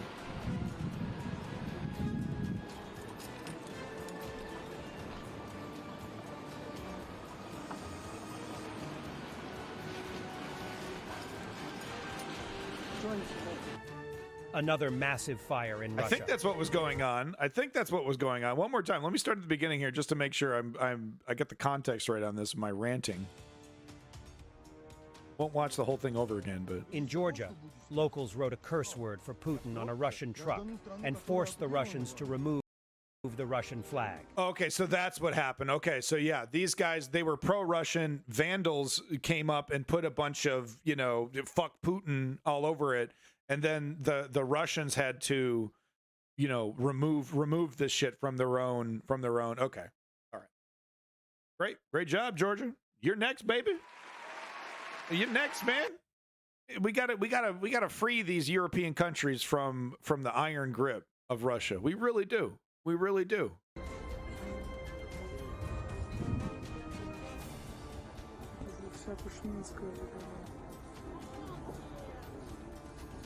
Russia is still going to capture all of Donbas, as well as other parts of Ukraine. Russian propagandists are convinced. For some reason to do that, they need to wait for the Ukrainian counteroffensive first. Но наступление все равно состоится. Украинское наступление состоится. И по большому счету на сегодняшний день нам это очень выгодно. Очень выгодно для того, чтобы главная ударная группировка. Little drone shotgun, right? As a secondary, pull it out. It's like a little stub nose little thing, right? That has like bird shot that with a big plume of of pellets coming out of it. Yeah, like a double bird shot anti-drone final, last ditch, personal weapon. If it gets bad enough, it's only a war crime if you use it on people. I mean, if it gets bad enough, soldiers are going to need something to defend themselves because this drone shit ain't going nowhere. All right. Until they figure out electronic warfare and jamming, to the point where drones become irrelevant. Militaries across the world are now going to have to deal with this new reality of drones. And that was the case actually before the Ukrainian war started, but really it was the Ukrainian war that showed us how effective they could be on a much larger scale. Допустить их вклинение, окружить. It takes years. It takes years for changes to get to the front lines in the Russian military. И, соответственно, имея свои тактические и оперативные резервы, продолжить наступление для того, чтобы окружить и завершить события на Донбассе, коль мы там завязались уже и не уничтожив эту группировку, соответственно, сложно будет нам продвигаться дальше, потому что там завязаны очень большие силы в противоборстве. Вот. А главной целью, конечно, военной целью, по крайней мере, необходимо отрезание Украины по Черному морю и Одесской, и Николаевской области и обеспечение безопасности Приднестровья. We might as well be listening to a debate on, the effectiveness of the armies of Middle Earth. I mean, this guy is on a different fucking planet. Oh, yeah, we're going to do this. We're going to do that. How about you take Bakhmut first, in under 6 months, you fucking joke, you absolute clown? И влияние на политику Молдовы в непосредственной близости от нее. Electronic warfare, visual surveillance posts, lasers, small caliber artillery, machine guns, anything necessary. Russian propagandist is scared and panicked, not feeling safe in Moscow. Задачу надо сейчас решать. Что привлекать? Во-первых, надо всерьез задуматься над прикрытием особо важных объектов непосредственно maybe Russia should hit up Israel for that Iron Dome technology, huh? в пределах московского региона. Для этого надо и все возможные силы радиоэлектронной борьбы поставить на службу. И вплоть до того, что развернуть посты визуального наблюдения. Man, this job is the easiest motherfucking job in the world. You don't have to live in reality. You can just, Russia needs to do this, need to do that. We're so powerful. We'll just do it, no problem. You know, if the government just listens to my suggestions, we'd be done with this in a week. And the Russian military, the Russian media, this is they want clowns to be saying shit like that, like no legitimacy, no basis in reality, and of course no questioning, barely any pushback. That said, there are a couple of people, you know, that they put on stage that will interject some debate into it, and it's shocking they're allowed to be there, but for the most part, it's just rampant bullshit, just a bullshit fest. Мобилизовать малокалиберную зенитную артиллерию и пулеметные установки, лазеры привлечь для ослепления оптико-электронных систем противника. То есть надо сейчас максимально задействовать все те силы и средства, которые находятся в нашем распоряжении. Motherfucking experts, right? Бластеры, безусловно, на подходе там какие-то, искусственный интеллект, но задачу надо решать тем нарядом сил и средств, которые есть в нашем распоряжении сейчас. Buddy. Artillery of the 95th Separate Air Assault Brigade found Russian Ural 4320. You know, you should try feeding your troops first, you know, before you take the Black Sea there, bud. BMD and an off-road vehicle that belonged to the occupiers in Kremensko Forest.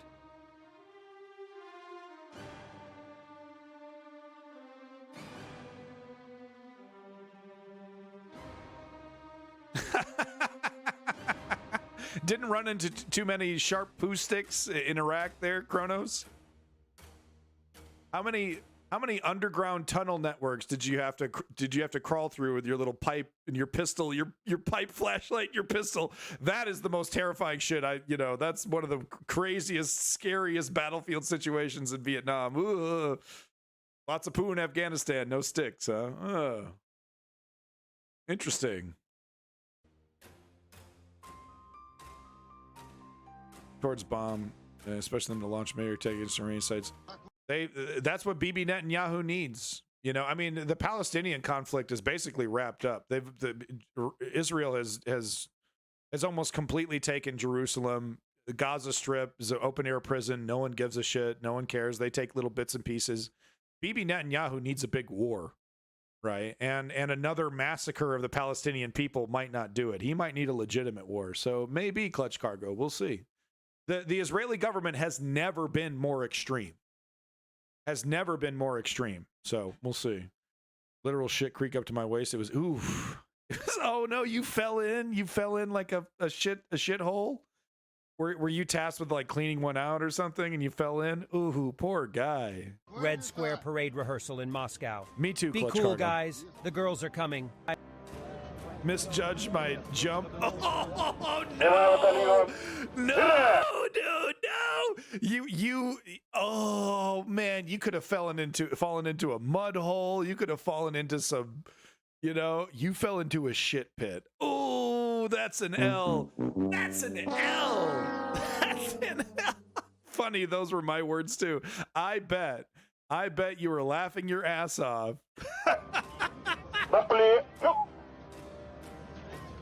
Oh, guys, yeah, look at this.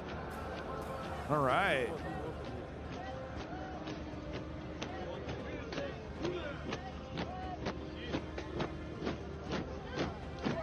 Okay, I mean, if wars were won by marching in synchronicity, Russia would have them all beat. You know? If you could win a war with this, boy. Thanks for watching. You know, all you got to do is just march in a single file line perfectly, and that, you know, and then Ukraine is yours. Big props to Warthog Defense, by the way. Make sure you like and subscribe, Warthog Defense. I love how succinct everything is. Not a lot of bullshit. Keep it real nice and tight. Several updates a day. Combat footage. On top of, I mean, a major event will happen an hour later. Warthog Defense will have a video out. So if you want to stay on top of, you know, some of the most exciting footage, I would definitely recommend subscribing to Warthog Defense. Got a couple more videos here, folks, and then that's it. Got one from my, oh man, you know me, I love me some Military Mind. Military Mind over here from TVP World. So let's see what they got, what kind of clips they have. I think we might have actually done this one yesterday, now that I think about it. But no, not this one. We did a different one. But yeah, let's just watch some of the footage here. We don't need the commentary and the terrible jokes Terrible joke. I don't know who the writer is at TVP World, but fire this man. Stop trying to tell jokes. Just stop. Just stop. TVP World, stop trying to tell jokes.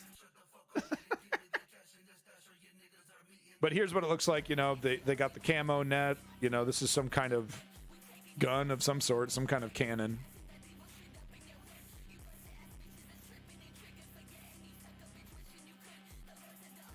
But yeah, just some. Oh, looks. Oh, they're getting it out of the mud. It was stuck in the mud there. Oh, okay, nice. Pulled them out of there. Hell yeah, good job, boys. Good job. Yeah, it was in there pretty good. If you see this right here, it's basically in a river, trying to get out. Yeesh. That's nasty. That's bad. Oh, they recovered it though. Congratulations. Ooh, this footage is bonkers. Okay, watch this, guys. This is fucking. Woo! Prepare for your butthole to be clenched. Kronos, did you ever experience being in a vehicle and then, you know, and then receiving fire or receiving artillery fire while in the vehicle or mortar fire while in the vehicle? Did you have to experience that? Some dumbass looked at the hole and said, "Yeah, we can make it." Did other people fell in with you? Because that would soften the blow a little bit. As always, display top-notch skills. And dehumanize a whole nation, put him waist deep in literal feces. You'll see him hate at the bone. And that's where my hatred for mankind was born, in the shit pit.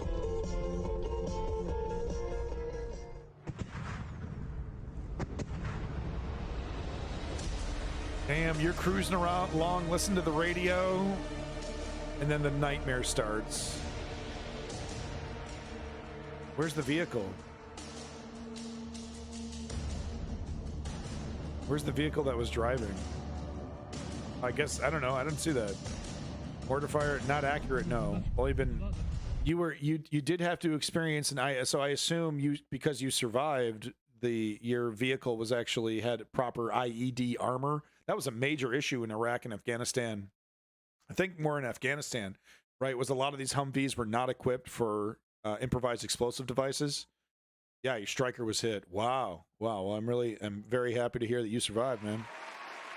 Hopefully my taxpayer dollars, went to good use, but some soldiers had to pay for their own Jeep to be armored up. They actually had to pay money out of their own pocket to armor their own military equipment so that they could be safe on the battlefield. That's how fucked up the US military was during the Afghanistan war.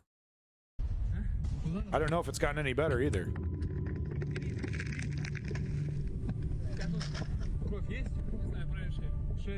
Uh-oh. Gotta be careful here. Okay, so yeah, he's bandaging up a person, and I don't think that's his blood. I don't think that's his blood there. Yeah, so he's a medical officer there. That was called a double V hole, but you still feel it. I couldn't imagine, dude. That shit would rattle your goddamn molars, man. Your ancestors felt that hit, bro. I'm glad you survived. That's rough, man. I couldn't imagine. I honestly couldn't imagine. Yeah, it fucking hurts, right? Yeah. Like being punched in the chest or something, right? Yeah, so they're doing an extraction, they're fixing it, they're getting some wounded patched up and ready to move, and then they were just hit with an artillery strike or a missile, and they're like, we gotta fucking go. We gotta go. They got us lined up, man. They got us sighted in. We gotta go. Converging on you all at once, yeah. I'm glad you survived, bro. He's like, bro, I'm scared. Yeah, you should be. Now run the fastest you've ever run in your entire fucking life.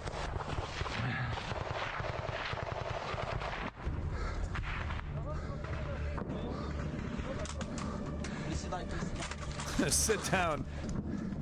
Yeah. All right, we ready? Let's move it.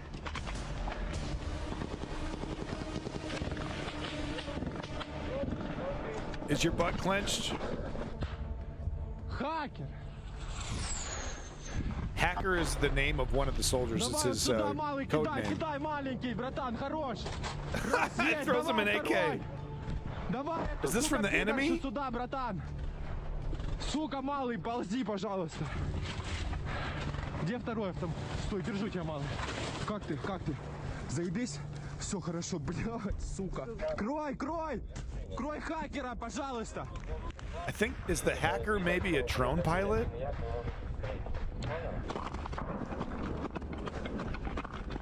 This is definitely early this is footage from a couple months ago.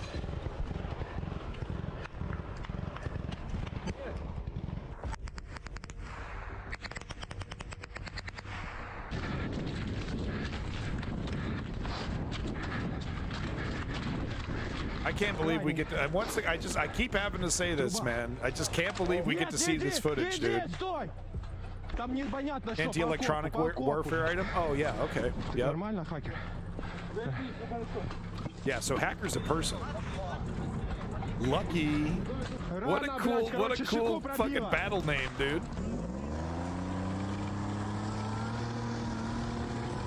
I am hacker. Yeah, war's no game. No, they got out of there though. Jeez, that's just a day. That's just a Tuesday. Welcome to the military. On the front lines. You know, that's what it's like on the front lines, right? Yeah, you got to earn your call sign, right? You don't get to give yourself one. Uh-oh. Oh god. Uh-oh. You didn't see that.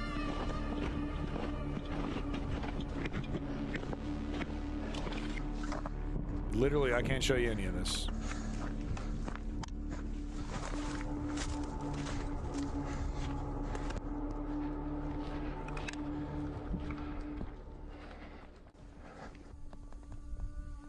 Okay, I can show you this. Где? Внутри. Гранату ему.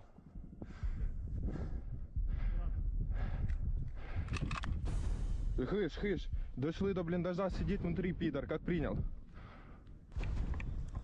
Пацаны, оттягивайся. Нам отпуск за вас дают.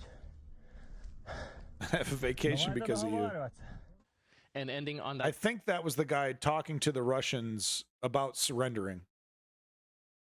You earn it by being in a position where you need one. Oh yeah, no one gives a shit if the enemy knows Captain Me is carrying grenades. Yeah, okay, that makes sense, right? You're like, you know, we need the hacker is doing the anti-drone or the pro-drone. So yeah, so you need a call sign to keep it nice and short because you're constantly being called on the radio to do something. Makes sense. You don't get to just get one because you're a really cool dude. Communist and Himmler? Ooh, yeah. I think Ukraine should stay away from calling anybody Himmler for any reason. Oh man. Okay, so we didn't catch reporting for Ukraine's latest video here. Let's see if we can't see if Dennis put out one. Yeah, he put out one two hours ago. Let's get a Dennis video. We haven't done that in a minute. Scott Ritter. Fuck you, dude. Scott Ritter. Look at this joke. Look at this fucking joke. This actual fucking pedophile, dude. He's convicted pedophile, bro. Over here. You know, on the Russian grift. Fuck you, Scott Ritter, dude. Fuck you, dude.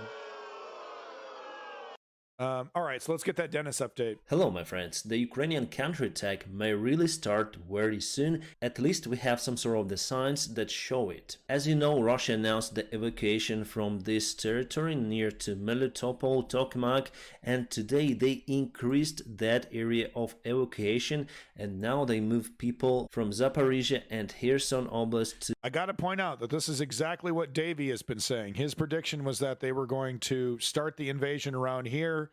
Clear out the Kherson region, take Melitopol, and start staging the invasion of Crimea. I was thinking that they were going to, because of all the extra fortifications that Russia has been putting on this path, that they might take the opportunity to liberate the Donbass. But it looks like Davey is right.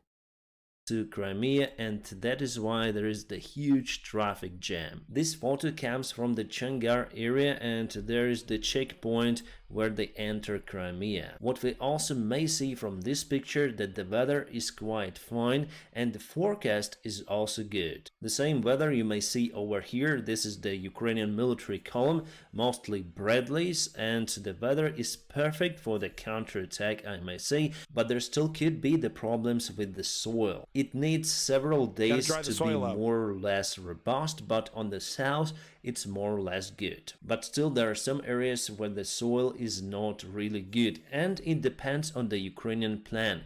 If we want to assault simultaneously on the south and on the east, we need the good weather on the east as well, and this is near to the Bakhmut city. And we have the reports from the local citizens who live in Melitopol that Russian officials are also running away to Crimea. They speak about the Russian occupation administration and also about the simple Russian soldiers who hide their uniform and try to vanish between civilians. They do it like that, not to take part. Well, Clutch Cargo, I did report on, maybe I didn't report on this, but it was definitely in the Discord, but Ukraine has been receiving special purpose-built boats that are, much better than the boats, quieter, sleeker, stealthier than the boats that they have been using to cross the Dnipro River. And they've actually already had several successful. There was just that recent in Kherson. There was that recent river crossing where they were able to successfully take a position across the Dnipro River and hold it. But yeah, we will likely see a lot more of those river crossings. And yeah, it's dangerous, but they do it anyway. In the defense of the future counterattack performed by Ukraine. It just confirms once again that they have huge panic. However, most of the Russian forces will just stay and fight in that area, as you can see on this military. Yeah, I bet they would like an APC if they, if they had one. I bet the soldiers would like that.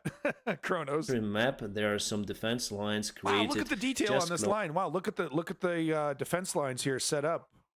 So this is what the Ukrainians are up against if they want to get that Crimea. To the front lines. And all of that part has been evacuated, but there are some civilians who decided to stay and wait for Ukrainian forces. The Balitsky, who is the leader of the occupation administration of Zaporizhia region, already blamed those citizens for not leaving their homes. And before we continue with the counteroffensive topic, let me tell you about Yes, Atlas VPN. Atlas VPN is actually a Ukrainian company, so if you do need a VPN provider, I do recommend getting them. The deal is time limited, so hurry up to join the club. Alright, what we also see on this military map that there is some concentration of the new Ukrainian forces. And they're coming and coming day by day, as you saw on a video before. And it's not the secret for the occupation administration. Russians already told in their media that they see how Ukraine collects the forces for the future counterattack, and they started the evacuation, so probably Ukrainian army will go just on this region. It's not the Second World War or something, then you can attack with a large army in unexpected manner. It's the 21st century, and what he's talking about, you can't just build up troops somewhere and just, surprise the enemy with 10,000 troops marching. Like, everyone sees where everyone is putting these resources, so there's only so much you could do to surprise your enemy when it comes to a major offensive. Our enemy already knows our intentions, because they have radars, satellites, drones and intelligence. But it doesn't mean that the counterattack of Ukrainian army will be not successful. No, we'll go and we'll take the land, because Russia doesn't have enough forces to withstand the Ukrainian counterattack. But today it was quite calm on the south, but yesterday I got the information that Ukraine is up to start the counterattack the last night, and I was waiting for it, but it didn't happen. So the information information that I got from my resources appear to be hoax. About the Donbas area, the eastern side of Ukraine, the main hotspot is the Bakhmut city, and Russia attacks inside the city and also on the north part of it. You know that Prigozhin wants to withdraw the forces, and Kadyrov already said that they'll send their forces to take Prigozhin's positions, so they've already negotiated it, and Kadyrov sent a special paper to Putin to sign this order, and after a while Chechens will go to fight in the Bakhmut city. Again, I think that it's the PR campaign for Prigozhin and also for Kadyrov. I feel really bad for these Chechens. This is the last place you want to go. You know, I mean, the Ukrainians that have been fighting in Bakhmut against Wagner are fucking warriors, dude. And you're coming in all fresh faced, you know. Oh yeah, we're gonna do great, man. You're gonna learn a lesson so fucking hard.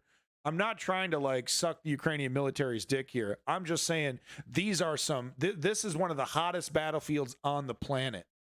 This is one of the hottest front lines on the planet, and you're up against these guys who are fresh out of battle, fully hardened against the suicidal Wagner mercenaries, and you and your little Chechen army is going to roll up in there. Man, if you're a Chechen soldier, dude, get the fuck out of there, man. This is going to be a fucking disaster. This is going to be a disaster for the Chechen military.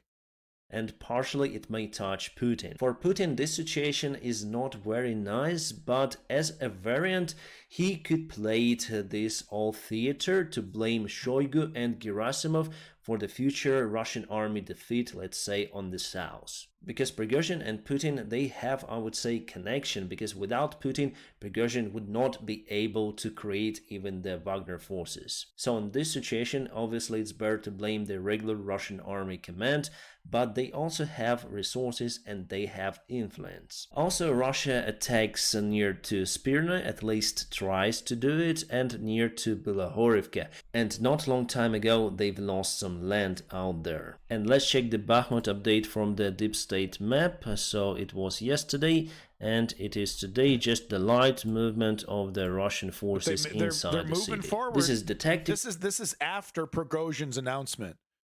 You know, I mean, look, I'm not going to sit here and like, you know, praise the Wagner mercenaries or anything, but you do have to admit, these guys take, you know, suicidal,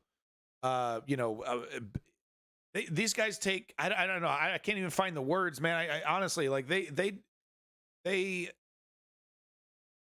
are willing to sacrifice themselves for seemingly anything, and I don't understand what their motivations are. But look, if you throw enough human beings, you know, at a front line, you can eventually move it forward. And this is after they're like, yeah, we're pulling out on the 10th. Map, as you can see, Russia has. Yeah, line cut. Yeah, that's a great point. That this is, you know, in this conflict, this is not even the first time that the Chechens dipped their toe, and the first time the Chechens dipped their toe, whoa, that column got fucked. As two of the main vectors of their assault, and they continue to use the special artillery rounds that explode in the air, creating the fire. I wonder if those are the phosphorus bombs or not, but they bring lots of the devastation to the area, but nevertheless our guys hold there. And near to Donetsk there is just one vector of the Russian assault. If you watch my videos, before you saw lots of the Russian attacks, but now they don't have the resource to perform that, and they went to complete defense. Even in Bakhmut they will freeze. They may take the city, but not for a long time. So again, the second evening consecutive with... Okay, so we've seen all this footage here. Actually, he is going to show a piece of footage that we haven't actually seen yet. The fire rounds that Russia fired towards the Bakhmut city. There are lots of the wildfires now in Russia, and what caused that? Probably the Russian army. Most of the fires happened not far away from Yekaterinburg city, near to the Resh town. I've took this information from the Russian opposition resources, by the way, so they say that there are huge Russian storages near to the Resh city. As you can see, the biggest storage is just a little smaller compared to the town. So why do they think that it is the job of the regular Russian army? Because there was the directive comes from the Putin to count all of the ammunition in the Russian storages, after Prigozhin said that they do not have enough ammunition. And the next day the fire happens on one of the biggest Russian storages. So now the Russian army command may say that the ammunition just burned down and it fits the paper. The air sirens again in most areas of the Ukraine. It's been confirmed that Russia fired some of the rockets. Now they perform the daily attacks to because it's been so effective. This terror campaign against the civilians of Ukraine has been so effective at slowing down their frontline effectiveness. This is the only terror is the only fucking tool that the Russians know how to use, that the Russian military knows how to use. Terror and fear. It doesn't work. It doesn't even fucking work. You know, shoot that at an ammo dump. Shoot that at a fuel truck. Shoot that at a soldier. All right? Blowing up someone's apartment building 100 miles away from the front line is not helping your troops on the front line. It just doesn't. You're not Germany, and this isn't France. You're not going to terrify the population into fucking bending to your will. Stop. Stabilize the situation in Ukraine before the counterattack of Ukrainian forces. There was the assassination attempt of this guy. His name is Zahar Prilepin, and he fought against the Ukrainian forces in Donbass. He was the commander of the battalion, and he confirms that they've done the massacres in Ukraine. And for Russia, he is a hero. He switched to the propaganda genre, and actually he was a friend of Prigozhin. So something happened to his car today. The front part of the car just separated, maybe because the airbags exploded. But Prilepin was sitting at the back seat, and that saved his life. He is now in a hospital. That's not the fucking airbags exploding, dude. That come on, man. This car is barely where's the engine? In state of no way the driver survived. Artificial coma. So it's the third case, and then someone from the Russian propaganda suffers spontaneous explosions of their vehicles or cafe. Yeah, that's a great example. It's not even very clever terror tactics like what you're explaining, right? That where it'd be like, let's directly punish the Ukrainian military for, you know, using civilian buildings, right? So they come in, they hang out for a little bit, then they leave, and then Russia bombs that specific location, right, in an effort to punish the civilians for helping the Ukrainian military. It's not even smart terror tactics. It's literally the laziest. Like, just throw a dartboard and throw a missile there. Oh, that'll show them. That'll really spook them. You know, you're not even blowing up cell phone towers or radio stations or water filtration or nothing. You're just scaring people.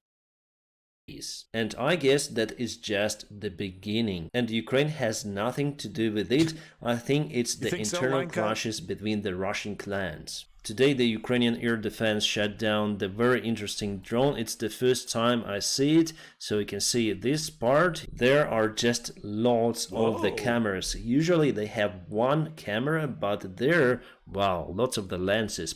That's definitely an intelligence gathering drone then. I mean, wow, what? I mean, multiple angle, I guess. Man, because they make you know, lenses and cameras that can get all these images without having so many.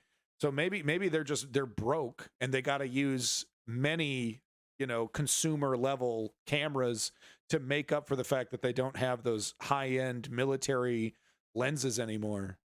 Probably this drone was made to capture more area. Today some explosions were reported close to Sevastopol, and you can see this is just the field. Exactly. And some exactly, it's had the exact opposite effect. Chemgoblin, Russia's terror campaign against the Ukrainian people. It's had the exact opposite effect. And has no one told him? Like, are the people around Putin just being, oh, they're quivering, they're so scared of you, Putin, they're gonna fold any minute because you're bombing the schools and hospitals, in Kyiv. Oh yeah, man, this is working big time. They're spooked, right? Is that what people around Putin are telling him? Something went into it. Russia says that it could be the Ukrainian Tupolev 141, the drone that also hit the Engels airfield before. Yesterday I told you that it appears that Ukraine had shot down the Kinzhal hypersonic missile, and today our air defense confirms that, so one Kinzhal rocket was shot down the day before yesterday. It is the first time in the history that hypersonic rocket was intercepted in the skies. Wow. I think that it was only possible because of the Patriot system, because this rocket got the ballistic trajectory. So wait, are you talking about the first time in history a hypersonic missile has been shot out of the sky? Ever? No way. And Patriot systems were made to fight against those types of the rockets. There was the new exchange of the Boy, if that's true, the military-industrial complex are fucking high-fiving, dude. Hell yeah, we got a real-world case of our fucking hypersonic missile air defense system working. Hell yeah, boy. Oh, man, they're high-fiving at that. That's exactly what the military-industrial complex wants. They want a real-world reason to use this new technology to see if it actually works on the battlefield.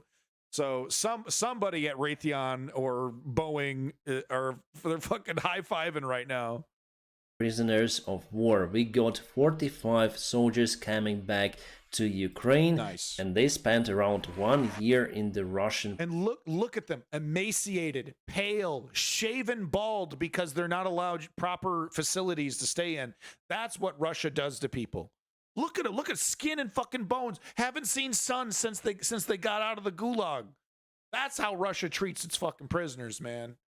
Come on. Prison, and those 45 soldiers look were. At him, dude. Look at him, man. Skin and bones, man. Skin up to like 100 pounds. Look at him. Changed to 3 Russian military pilots. And look at the Russian. Look at the Russian military POWs. Fed, healthy. Compared to the Ukrainian prisoners. I mean, that's all I need to see, quite frankly, to understand this situation. This is how you treat human beings? Oh, yeah, well, they were fighting against us. Yeah, they were fighting against your invasion. 45 soldiers. Look at these guys, man. I mean, this guy looks a little bit, maybe he looks pretty emaciated too. They all look super hungry. Were exchanged. Ugh. Yo, you know what my opinion on your comment? Motherfuck Michael Tracy. I am so sick of that fucking charlatan running around pretending like he's an expert. He's an incel with a microphone and a keyboard, and I'm so sick and fucking tired of seeing him. So fuck Michael Tracy. That's my opinion. To 3 Russian military pilots, who also spent around 1 year in Ukrainian prison. Russia has created the new modernized version of the tank armor. This time they will have the Contact 1 explosives armor on the top of the tank. We call it the Grill, and I guess they do it against the javelin rounds. Why are you shooting so close to the drone? Well, anyways, it could work from what I think, but only practice will show if that works or not. My friends, I'm gonna keep you updated on situation in Ukraine. There you go, folks. It's the classic Dennis update. We got some good news.